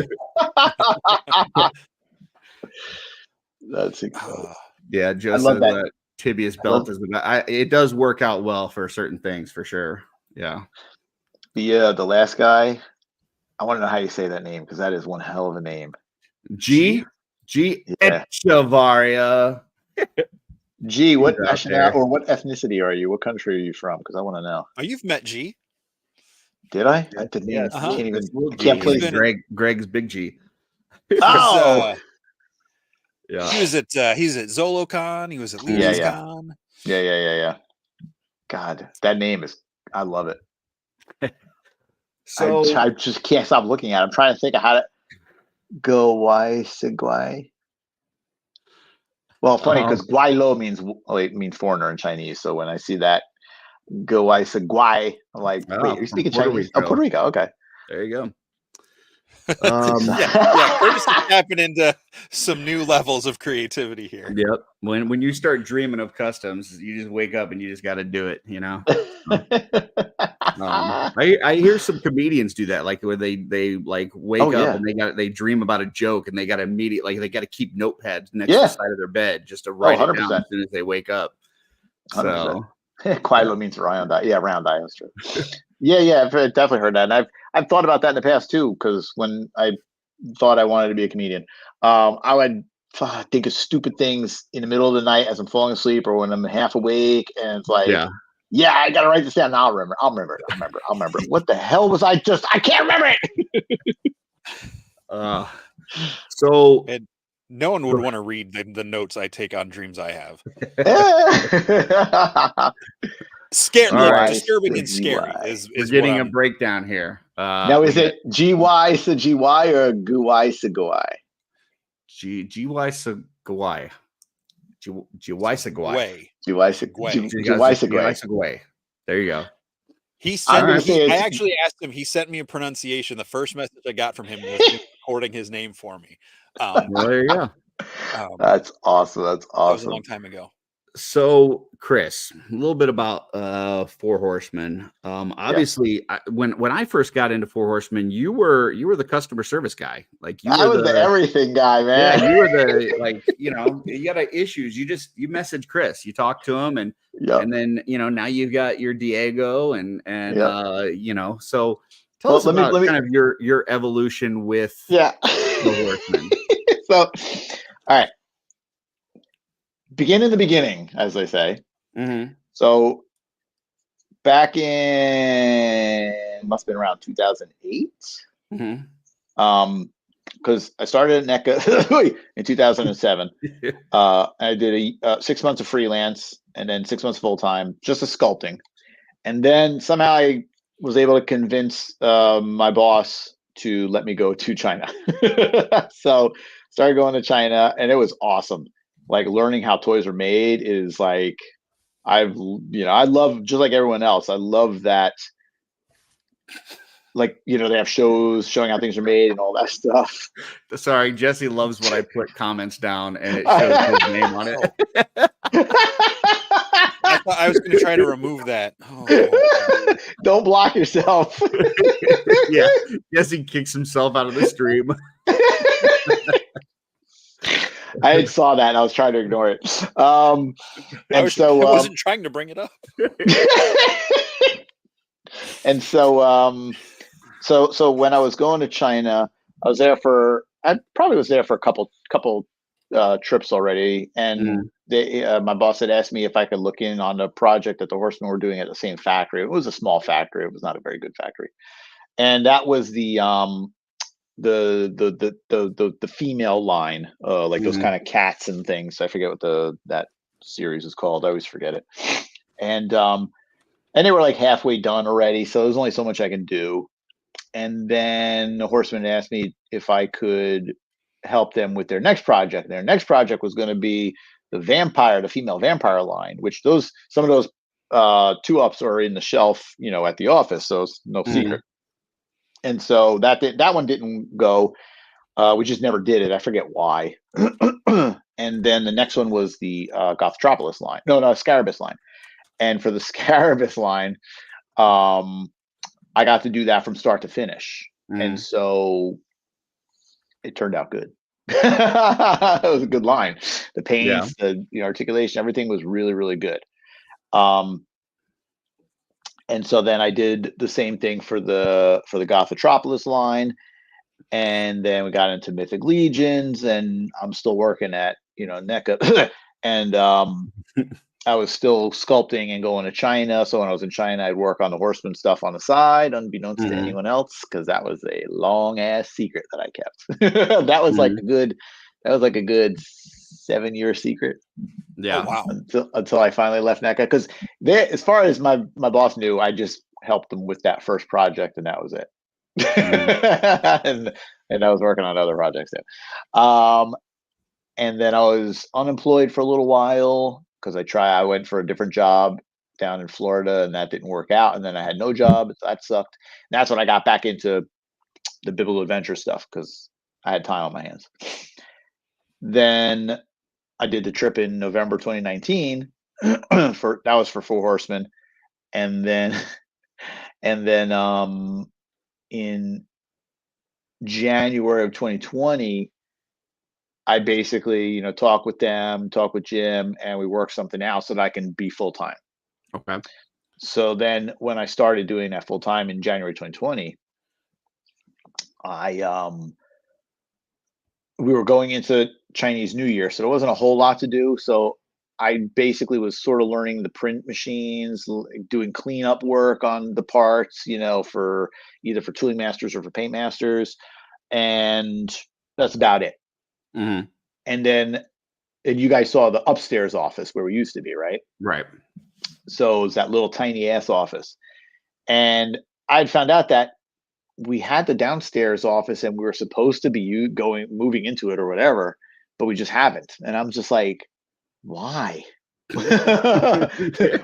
Why do you want to be in this little prison cell up here? Why? I was like, hey, well, how about, since the factory is on Chinese New Year break, how about I'll just start packing things up? Just like, okay. I'm like, all right. So I started packing things up. And then COVID. And I was like, hey, Jim, the factories aren't opening up. I'm going to keep packing things up. Let's move downstairs. Best decision ever. Because honestly, if we didn't do it at that point, I don't know when it would have happened, because we had the perfect opportunity. It was a long lull. There was nothing going on with the factories. So it was just like, let's do it. So we got downstairs. Shout out COVID. Woo woo. And then that's when the fun began. because then there's a when you're in the parking lot and then there's the other building on the other side of the parking lot, right? Our inventory was in the other building all the way through to the other side of the building. Right. And it was like a room. It was as big as like the back room, basically, where Joe's office is. So I was just like, all right, I need to inventory this stuff. So I was taking it all out, palletizing it, counting everything, and just trying to get it all inventoried. And then it all got moved over to where we are now, which was basically, it was all put into the room that I'm in now. And that filled up about 3/4 of my office. That's how much inventory we had. Okay. Wow. That's nothing. Then I took that stuff and I put it into the back room where Joe's office is or was or whatever. And it all fit in there like a tight maze. So you go in and you could either just kind of walk to the left, walk to the right, and then there was rows like that you could just kind of wedge in, take a box out, and come out. And that's when we had Exodus sale. And so at that point, I was basically starting to do customer service and working on the store, which was the earlier store, which was not a very good store. And I was pretty soon I was going to start taking over retailer also from Cornboy. Well, you were also working a modified like full-time schedule, weren't you? Because I remember there was something like where you would be there on weekends and like nobody else would be there, and sometimes you'd be answering emails or something on the weekend. So that was only because of COVID, because my wife, now ex, best thing that ever happened. She worked Tuesday, Thursday, so we didn't want to have a deal with getting a babysitter or anything like that, and worrying about the kids getting sick or anything like that. And her parents, she didn't want her parents to watch the kids either, because she didn't want them to get sick from the kids or anything like that. So I basically was like, all right, well, there's nobody in the office. It was literally me and Bill. We were the only two people that were ever in the entire building, not just the office, the entire building. And so we did the displays in the vestibule, and we just did a bunch of stuff. And so I would be there 5 days a week, but on the weekend off Tuesday, Thursday. And then I started doing, like I said, we did Exodus and stuff, and Diego was helping out a little bit with, because I think I was shipping out orders already. And that was like from regular pre-order order stuff. And then Diego helped out with the system for doing the orders, printing everything up, right? And I was basically boxing and shipping everything. And then Joe started helping. And he would do, so Diego was doing it part-time after his full-time work. Joe was doing it part-time after his full-time work. And then eventually Jeremy was helping out after his full-time work. But they were all, and I was doing everything. Joe took a lot of the warehouse and shipping off of my shoulders. Diego took a lot of the customer service and shipping and now retailer off of my shoulders. Jeremy took the website, the web store, the retailers off of my shoulders. Like, I was doing all of those things plus my regular job of production and development. So I did do everything there. And now, and you were still communicating with the quality control stuff with China, right? Yeah.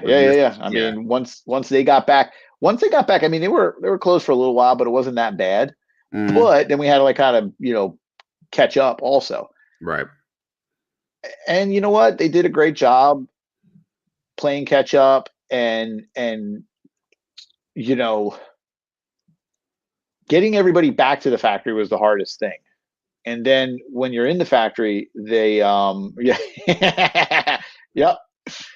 I've pretty much have gotten everyone their jobs. I mean, I pushed for Cookie to be full time. I wanted Cookie there because Cookie is a rock star, and like even though Greg's only like 1 or maybe 2 days out of the week, it's like he Gets all the obviously high stuff, and you don't need a he ladder. Yeah, but he's a big fan, a big collector, and he loves our stuff and everything. And it was very obvious when he was there. And I'm not gonna lie, I had to have a talk with Greg because he was getting too many orders wrong. But we got that taken care of. And Greg is a. Listen, I'm not gonna bullshit. Greg is an awesome guy to have there. I wish could do a little more time, but he's got a full-time job that pays better. So I do appreciate him throwing that Otho in with my order. So hey, listen, I'm not going to deny that Cookie's birthday is every day and we get cake all the time.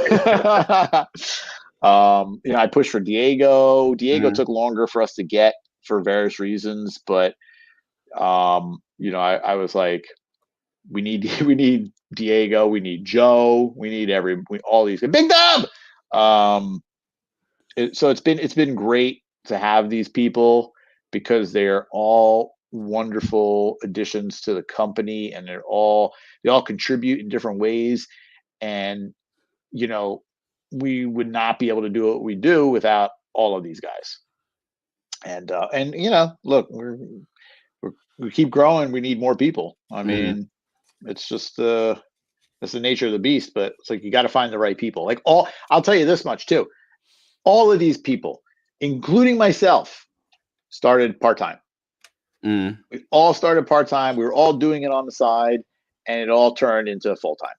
And it seems like almost everybody that did that whole part-time moving into full-time started out as kind of fans. Like, they're like, yeah. So it does feel like a very fun place to work. Like even when you come to visit, like for intern and stuff, everybody seems to be having a good time, even though it's like 1 day before G-Con and 2 days before Legion's Con, and you would think everybody'd be stressed out, but instead everybody's just, in a good mood. So we're also stressed out.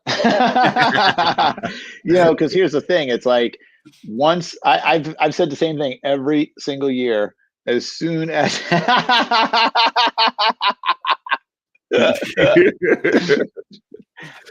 every year I say the same thing. The day after the show, when we all get to like relax, I say the same thing. Next year is going to be here before you know it. And trust me when I say this, I want nothing more than to be ahead of schedule. And we always seem to fall behind, and it sucks. And it's like, it's not one thing. It's just different things coming together, and we start to fall behind, and we try to catch up, and we always make it every year, but I would like to be ahead of schedule, and I'm really trying to get ahead of schedule. That was another thing I was going to ask you about, because in your time working with the studio, there's been quite a few changes. Obviously COVID was one you've already kind of touched on, how that kind of affected things. But the other thing is that like everything used to be like hand sculpted, and then obviously there was the switch to digital. So, how did that affect like your communications back and forth with, China, as far as like what you're expecting and everything like that? Has that made it better? Has it made it worse? Or has it not really had much of an impact? I mean, there's so many answers to that question. I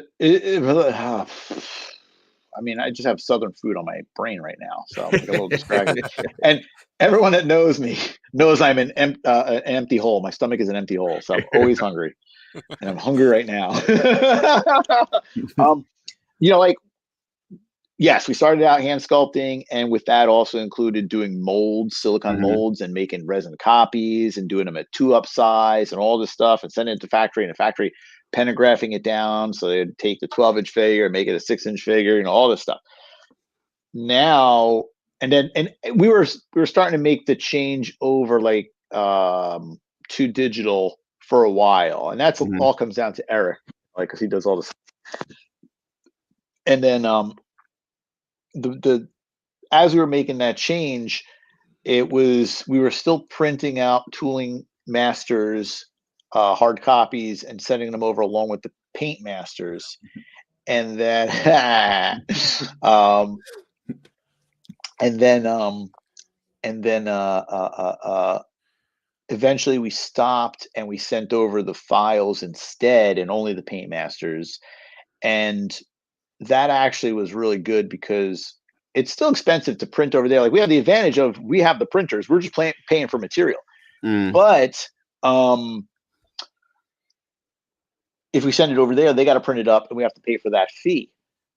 But it's kind of like a wash, because then we're not paying the shipping charges, which are hundreds and hundreds of dollars. And we're then having more time to print up other things in our office as well. Because then at that time, we were also doing a lot of stuff for like Super 7 and other people. So we needed the printers. So it sort of worked out well. And it works out even better now, because the main tooling factory, when they do their things, they do everything by hand. And so even when we send them a digital file, they'll print it up and they have to separate out the parts. They do all that by hand. That's very skilled labor. And not every tooling factory is that good. But now with everything being digital, our secondary tooling factory does all the separating by digitally. And what's great about that is it's very easy for them to just take pictures and send it to me. And I'm not biased, I swear, but it is so nice. And it's when they're doing the physical one, it's nice because you actually have the physical pieces and you can kind of see how everything works together. And when they do the digital, you're sort of gotta, it's like, I think these will work. And then you got to wait for them to print it and for to send it and everything. But the digital has been good. It's been very helpful, and it's been easier to make adjustments and, like say, hey, send me turnarounds of this. And it's always the perfect doop, doop, doop, doop, doop, doop, when you're taking pictures like this, you're kind of like, and it's never just, never comes out right. So yeah, I mean, it's for the most part, it's definitely been helpful doing it digitally and being able to kind of do my job remotely or, whatever, online, I guess you could say. And the factory has been able to really kind of pick up and match what the other tooling factory is doing in terms of getting all the details, the articulation. And don't forget, everything's got to be interchangeable. Right. What a pain in the balls. Well, I'm just based on I know you guys have tried to have like this very methodical schedule on when things are coming in, because, your space is only so big. You can't ship out, multiple waves at a time typically. So yeah, I mean, anything that you can do to shrink that turnaround time, whether it's, sending a digital file versus actually shipping something to China, like those, however many days that takes, is a few extra days in the bank. So yeah, I mean, it would be, what we're trying to do is really trying to send over the files earlier in advance of the wave going up, so that it shortens the time frame. I mean, nothing is really shortening the time frame from sending it to when it's done. Like that's still going to be, it's still going to take a minimum amount of time or whatever. But if we start it before the pre-order, then get the when it tooling ships, going. it'll ship earlier, perceived earlier by the customer. You know what I mean? Shoot, I was just gonna say something. I forgot what it was. Man, I always have too many things going on in my head. I'm so ADD, it's ridiculous. We do have a question from Jordan here while you're thinking of that. He says, are you excited about the dragon tooling that's going on right now? I mean,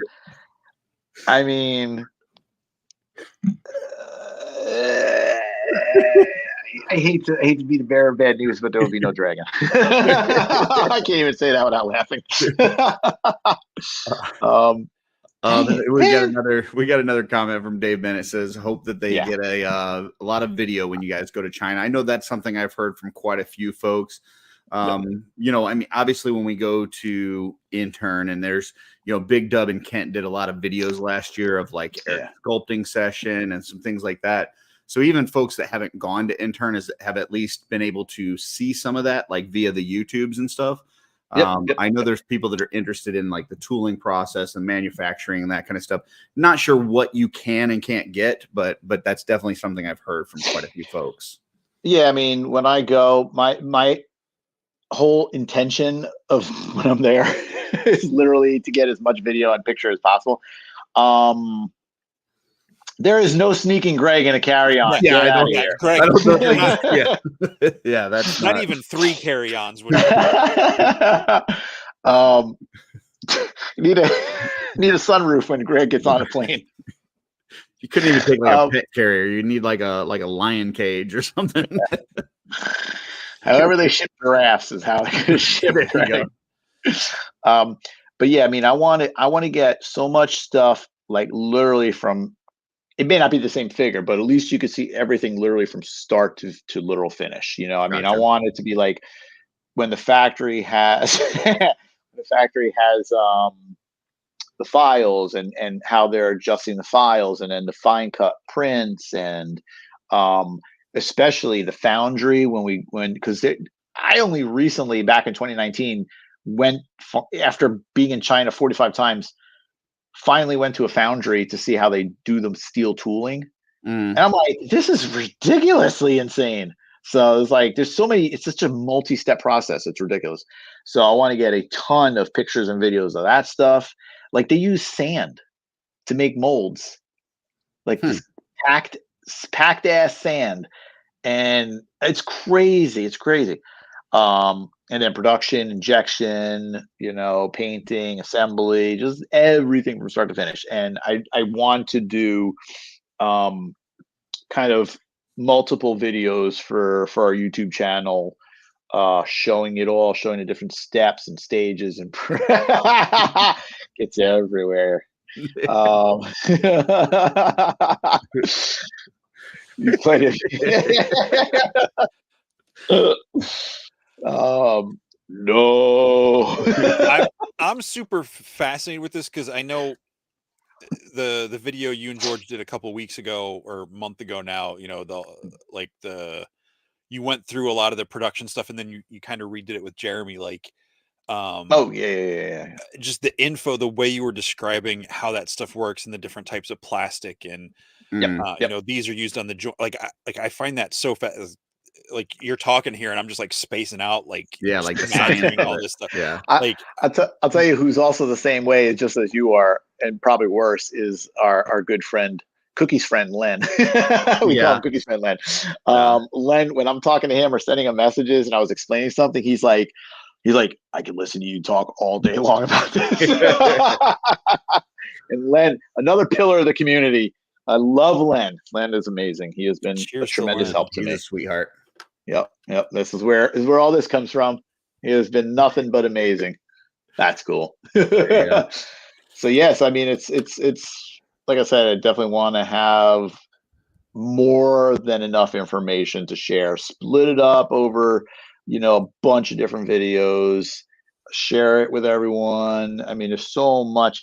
All the little, like, same thing with the plastics. Like showing the injection, showing how they do the insert tooling, injection. Like just everything that I could possibly think of. Well, like how you're going through the way some of the joints have the little dimples, the little pegs, like that was cool. It just, you don't know it because you don't ratcheted parts and stuff. Like you don't know it because you don't see it because it's hidden. You know what I mean? So 95% of the people out there, like they don't know. They don't know what's going on. They just go, it goes click, click, click. Yeah, how come it doesn't do this every time? Click, click, click. So yeah, I mean, it'll be cool to when they inject all the joints. Like I want to have pictures of the joints on the sprues and everything, the gates. Just show all of them and show close-ups of them and show why they why they act the way they do and how they look and how they interact with the other plastic, and how the good and the bad, the pros and cons, like just all the different things. Cool. Very cool. Beautiful. Hashtag joints. There you go. So we're past the 2-hour mark, which is usually about when we start wrapping up. But before we do, just wanted Just to getting see started. if there's anything else that, I mean, obviously we talked about your sale coming up this next weekend. Anything else that you're looking to promote that people should know about? Any cons coming up or anything? Yes. Hold on 1 second. I will tell you 1 second. Where's my, come on, computer, work for me. Here we go. Okay, hold on. Since I don't generally, oh no, it should be right here. Oh, Yeah, you woke Greg up when you said joints. It's like putting up the bat single, you know. All right, so here we go. So the one thing that I definitely want to announce, and I don't normally announce it on an off show day, but it is 340 days until my birthday. Just wanted to throw that out there. 340. Everybody mark it down on your calendar. 3, 4. What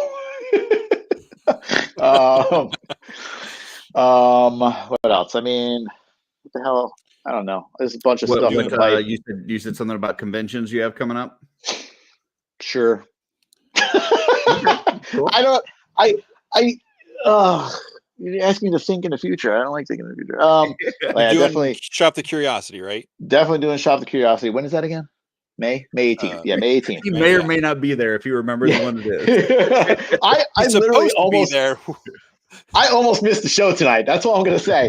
I'm sitting here on my couch, and I was just like, I just ate. I cooked up some salmon with some teriyaki sauce on top. I roasted some Brussels sprouts, had a little glass of wine.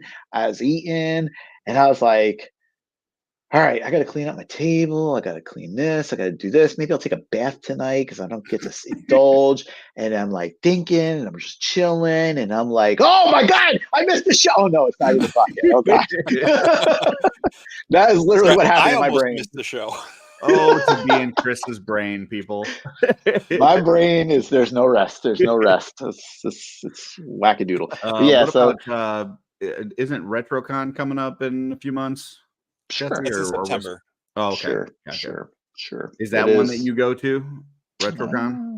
You don't know? Maybe. I don't know. Well, definitely at Legion's Con, you'll see. I mean, well, you'll see my table. You might not see me. That's true. But yeah, I mean, I'm trying to, generally there's Waldo. Yeah. And I did find Waldo at my booth in Zolicon. I saw that. Well, I mean, normally for sure, Legion's Con, Zolicon, ChrisCon, but that's canceled for this year. Now I'll do, and then now this year new will be Shop the Curiosity. I feel like there's one more. Oh, well, with this PowerCon, but there's not going to be a PowerCon this year. Are you doing IshCon? Oh, yeah. Definitely going to be IshCon. How can I forget that? Yeah, IshCon, I'll have an exclusive at IshCon. Oh, nice. Very nice. Yeah, so Ish, another pillar of the community. I love Ish. He's my kuya. He's my brother. I love him to death. He's super, super sweet, so helpful and giving, and just an awesome guy. So I wanted to do a little something special for that show. I love Ish, except for he tried to get me to like go with a group of guys to like go get like try on suits or something, and I'm like, no. When they start making flannel suits, Jesse will be no. Like I'm just thinking about wearing a buttoned like sleeve on my collar, and my wrists are starting to like get irritated. Like, yeah. The only reason I wear a belt is because if I don't, my shorts will fall off. Like I don't like being encircled by things. Yeah, being what's the word? Constricted. Yeah, constricted. Yeah. Nice. Wait, what did it say? Chris, can I work part-time for D13? Yeah, maybe. I don't pay much. There you go. We got TrevCon coming next year. Is that are we going to be at Trevi Fountain in Italy for that? Ooh. I think it's where everybody dresses up as either Nate or Trevor, and either one works. The only difference is whether you have a 1/6 shooter hat on or not. Like that's the only difference.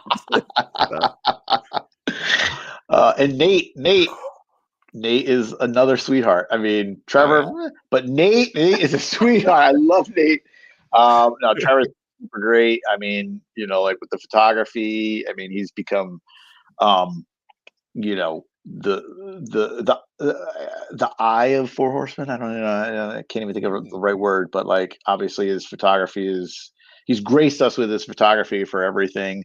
I don't agree with him doing pictures for other people, but Yeah, I mean, we got the little sneak peek at MesquiCon where Jeremy was showing the 10-year book that you guys are doing and talked about all the photos that Trevor has to go back and do of some of the older characters that he hadn't done. So well, so serves like him right for not doing them. Sometimes he's got a whole lot of work to do, and so I'm not sure what he's doing in our chat right now. He's supposed to be taking photos. He's pretty slow on the comments tonight, so he might be, doing in between shots. He's coming back and just throwing out a zinger. Yep, and then also the other people that are usually with him on the show. I mean, Dork Layer. He's been super. Oh wow, he went from great. What did we hear at MesquiCon? He had like 109 left, and now oh my god, he's making good progress. That's a busy week. Yeah, and that's he's got other things to shoot too. But yeah, I mean, at this rate, he's probably gone through at least 2 or 3 blue lights that he's had to replace.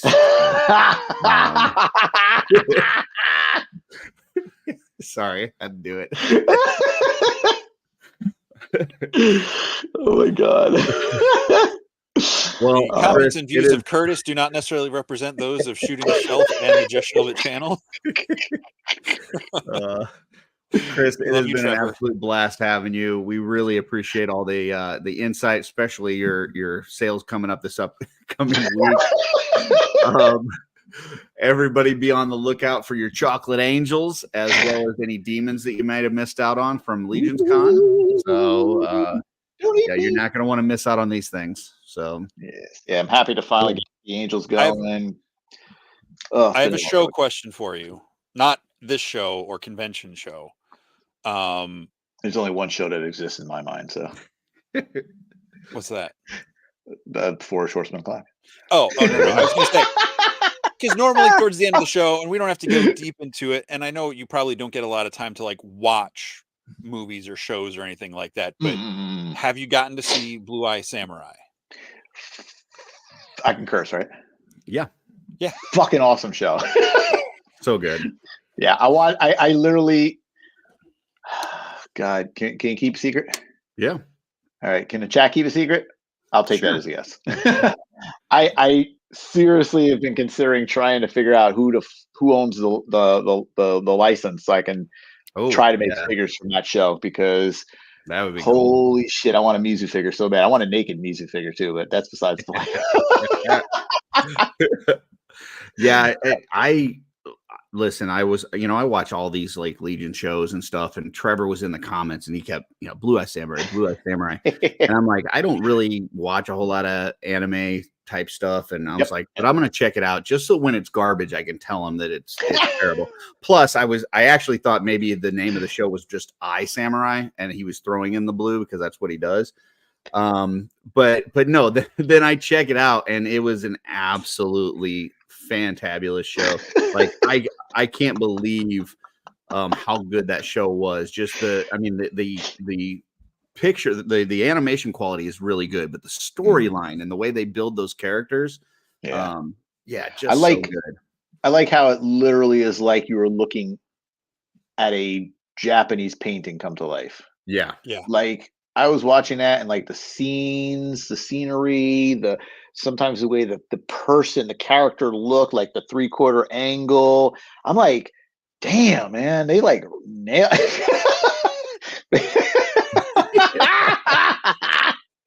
I was like, they nailed it. And I honestly, when I would see it, when I'd scroll, and I'm just like, I guess the image or whatever that they had on there, I was just like stupid. Like Blue Eye Samurai, what is this stupidness? Right? And I was just like, I just started to watch it because I was like, I just wanted to do something. I was trying to just relax and I wanted to watch something. Yeah. And I threw it, what a rare time. And I threw it on and I was like, watch the first episode. And I was like, holy shit, man. This is like an hour-long episode. And there's like, 8 episodes? And they're all like an hour long. I'm like, all right, maybe it'll be good. So I started watching it. I was like, damn, that was pretty interesting. And I think I probably went through 2 episodes. I think I went 2 episodes the first night. And it was like 2 in the morning when I Well, watched and the one character episode on development. Friday night. Oh, Yeah, sorry. I was just gonna say the character development is so good, not just for the main character though, like all the characters. Like you were talking about figures, man. I'd love a Ringo figure. Like, yeah, oh my that would God. be the one I'd want. Yeah, with attachments. Yeah. Sorry, Jesse, go ahead. Yes. I was gonna say I watched Trevor had been talking about it. Curtis said he watched. I was like, I'm finally going to watch this because I was trying to prep for ZoloCon and all these different things. And I'm like, if I watch a show, I have to sit down and watch it. Yeah. And I watched the first episode on a Friday night after OffWorld, and then I spent the entire next Saturday like I wasn't feeling great, so I just sat on the couch and watched the rest of the show that Saturday. Yeah, Steve-O, I would say even if you're not an anime fan, if you like good story, good writing, you would probably enjoy it because it's just really well done, and it's just action packed, and the story keeps moving. It's not I don't feel like Chris was talking about hour-long shows, 8 of them, but I didn't feel like there was ever a part where it's like, man, they're really stretching this out. Like there's a huge lull and I'm bored or anything like that, Yeah. And I'll say, I don't know. It doesn't feel like when I think of anime, like I get certain stylistic choices, and I don't feel like this show does any, like they don't cut any of like the chibi faces or like the oversized head with the tiny body. I guess is chibi, so they don't do any of that sort. It's just animated. And I guess they did kind of similar process like they do on the Avatar movie, where it's like the volume where they did the mocap performance capture. Oh, really? I think that's someone was saying that. I think that's how they got, because they do like pans around characters, and like you don't normally see that in animation. There's a whole bonus feature on the Peanuts movie about how the Charles Schultz characters are either straight on or sideways, so they had to figure out a way to rotate their heads and stuff. So yeah, like I mean, one of the things that I liked.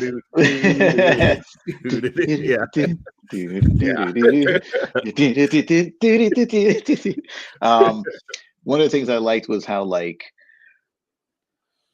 there was a lot of subtle movements from different characters, but it all felt natural. It didn't feel like sometimes characters move like they over move, or they like they move too much, and I'm like, stop, crackhead, stop moving.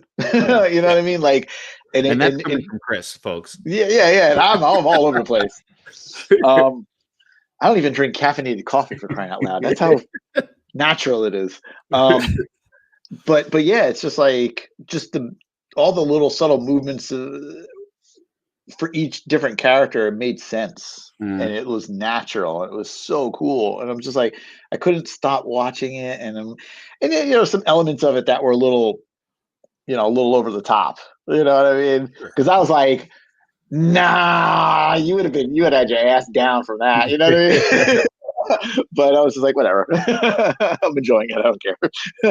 But at the same time, I didn't feel like they made anybody super overpowered. Like everybody has struggles in that series. Like there's not one person that like they just win every fight and kick butt. Like everybody has some issues and some struggles throughout it. So I liked it a lot. Yep. And I'll say I'm a little on a personal note. Netflix corporate is really pissing me off lately because they're they're canning people and people that I know, and so I'm not too happy about that, but I'll still enjoy the show. There you go. Goblin Slayer, Ninja Kamui. I did not. That was after me.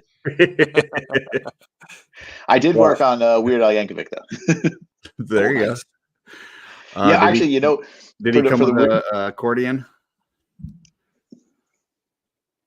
I don't remember. I'm trying to remember which one I actually worked on. I worked the one that the one that I did a lot of work on was the fat suit version Weird Al. Nice. And it never came out, and I'm disappointed because I wanted that one so bad. Fun fact. Yeah. Oh, it's funny that Van Johnson said fun fact. I didn't even think about that. But fun fact. It was after I left NECA. So it might have been 2018. And Weird Al was doing a show in the city in New York, but he was doing it at the Apollo Theater. And most of my experience with the Apollo Theater has been, what the hell is it called? Late Night at the Apollo Theater, whatever the hell that TV show, the show was where they had the comedians on and everything. Live at the Apollo, right? Live at the Apollo, yeah. So I was a little nervous to go to that area, but I went, and it was an amazing show. And I was able to talk to some of the people there, and I had my NECA card still, and they were selling the NECA figures. And I was like, I work for NECA, blah, blah, blah. I was like, look, is there any chance if I buy? He was selling the cassette tapes, like some of the old ones, right? I was like, I want this one. Is there any possible way I could just get them, autographed? Because I love them. I love them forever. Right. He was doing a meet and greet after the show. That was $200 extra to your ticket or something like that. Right. Showtime at the Apollo? Yeah. Maybe. Live at the Apollo. I just looked up live at the Apollo is a British thing. Okay, yes. Because I remember the song was "It's Showtime at the Apollo." So it is Showtime at the Apollo. Thank you, Steve. Thank you, Steve. And so they got me into the after show meet and greet, and I was like, they put me they were like, oh, just sit back here, and I was at the back. But when they pulled the people to get in line, they pulled from the back first. So I was like the fifth person. And I got to talk to him and sit with him. And I was like, hey, I work at the company, and we were working on this, that, and the other thing. And he's like, oh, hey, blah, blah, blah, blah. This is a great figure. Blah, blah, blah. I was like, yeah, I was working on the fat one. I don't know if it's going to come out or not. And we chatted for a minute and got a picture. And I was just like, that was my birthday gift to myself. Like, that's why I got the ticket. And it was an awesome birthday gift. I know me too well. Yeah, I feel like that would have been a moment where I would have been like Curtis's favorite SNL skit, like the Chris Farley. Like, so do you remember that time? Remember that time? Yeah. I will. Cool, man. That was great. I will say, I've been blessed and honored and privileged with getting to meet, famous people here and there, like Weird Al and some other people. And I've never locked up. I always think I'm going to, but I wind up just gushing like, oh my gosh, I love saw Chris sing and dance on Soul Train. Oh my God. Soul Train. But I'm like, I'll just tell him, I'm like, hey, I've been watching or whatever since I was a kid, and he still looks great too. And I was like, dude, you look amazing. I was like, you look great. And I just have a normal conversation, and then he goes to the next person, Cool. Well, Chris, been great. We're going to close out the show. We're going to throw you in the back room. If you got time, you want to hang out, we'll be back with you as soon as we close out the show. If you've got to go, we understand that too. Single and ready to mingle, baby. There you go. We'll tune in to see you this Wednesday on 4-ish Horsemen o'clock, and then next weekend for your exclusive drop on the D13 Biblical. Love you, Uncle Bob. Uncle Bob's awesome. He is so fun. He's a great guy. If you ever come through this area, you got to come see his store. Oh, hell yeah, man. Absolutely. Cool. All right. Well, thank you very Chris. much for joining us tonight, Chris. Yep. Thank you, guys.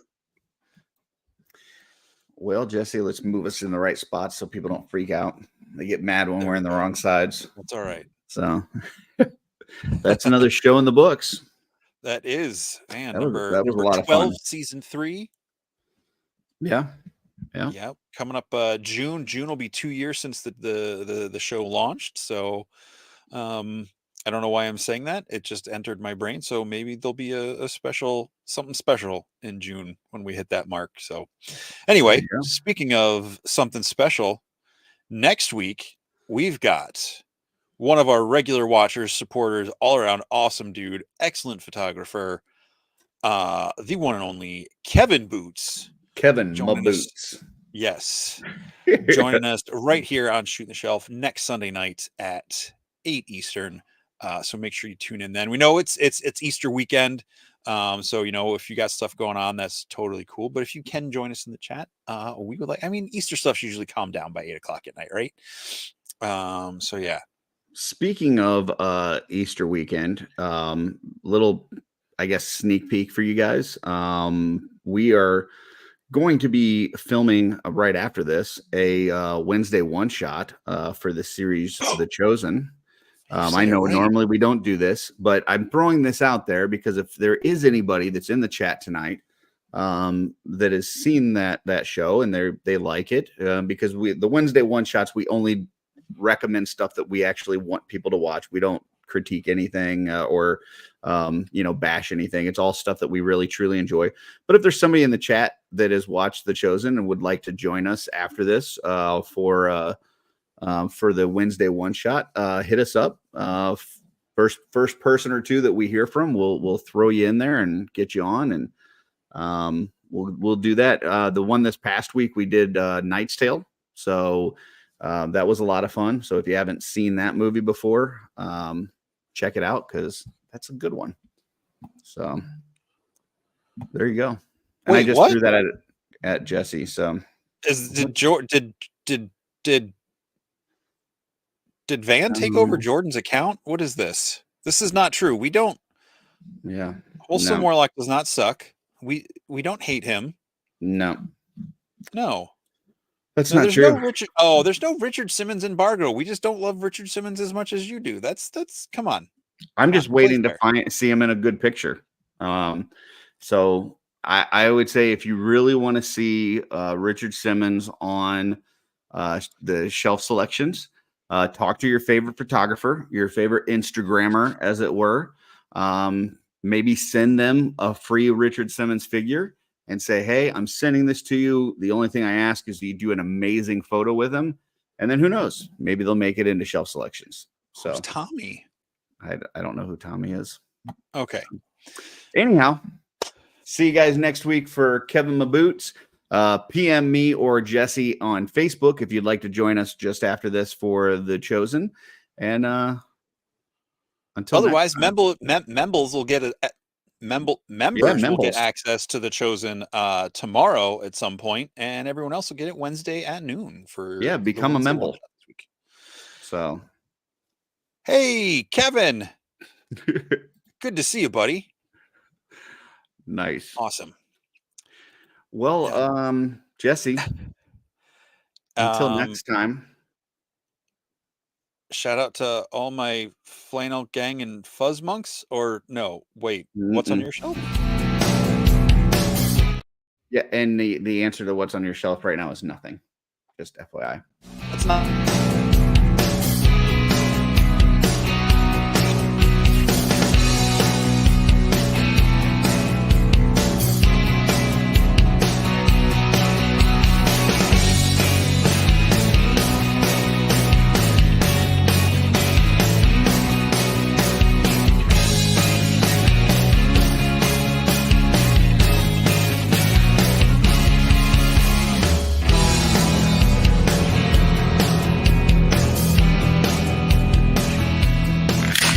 No!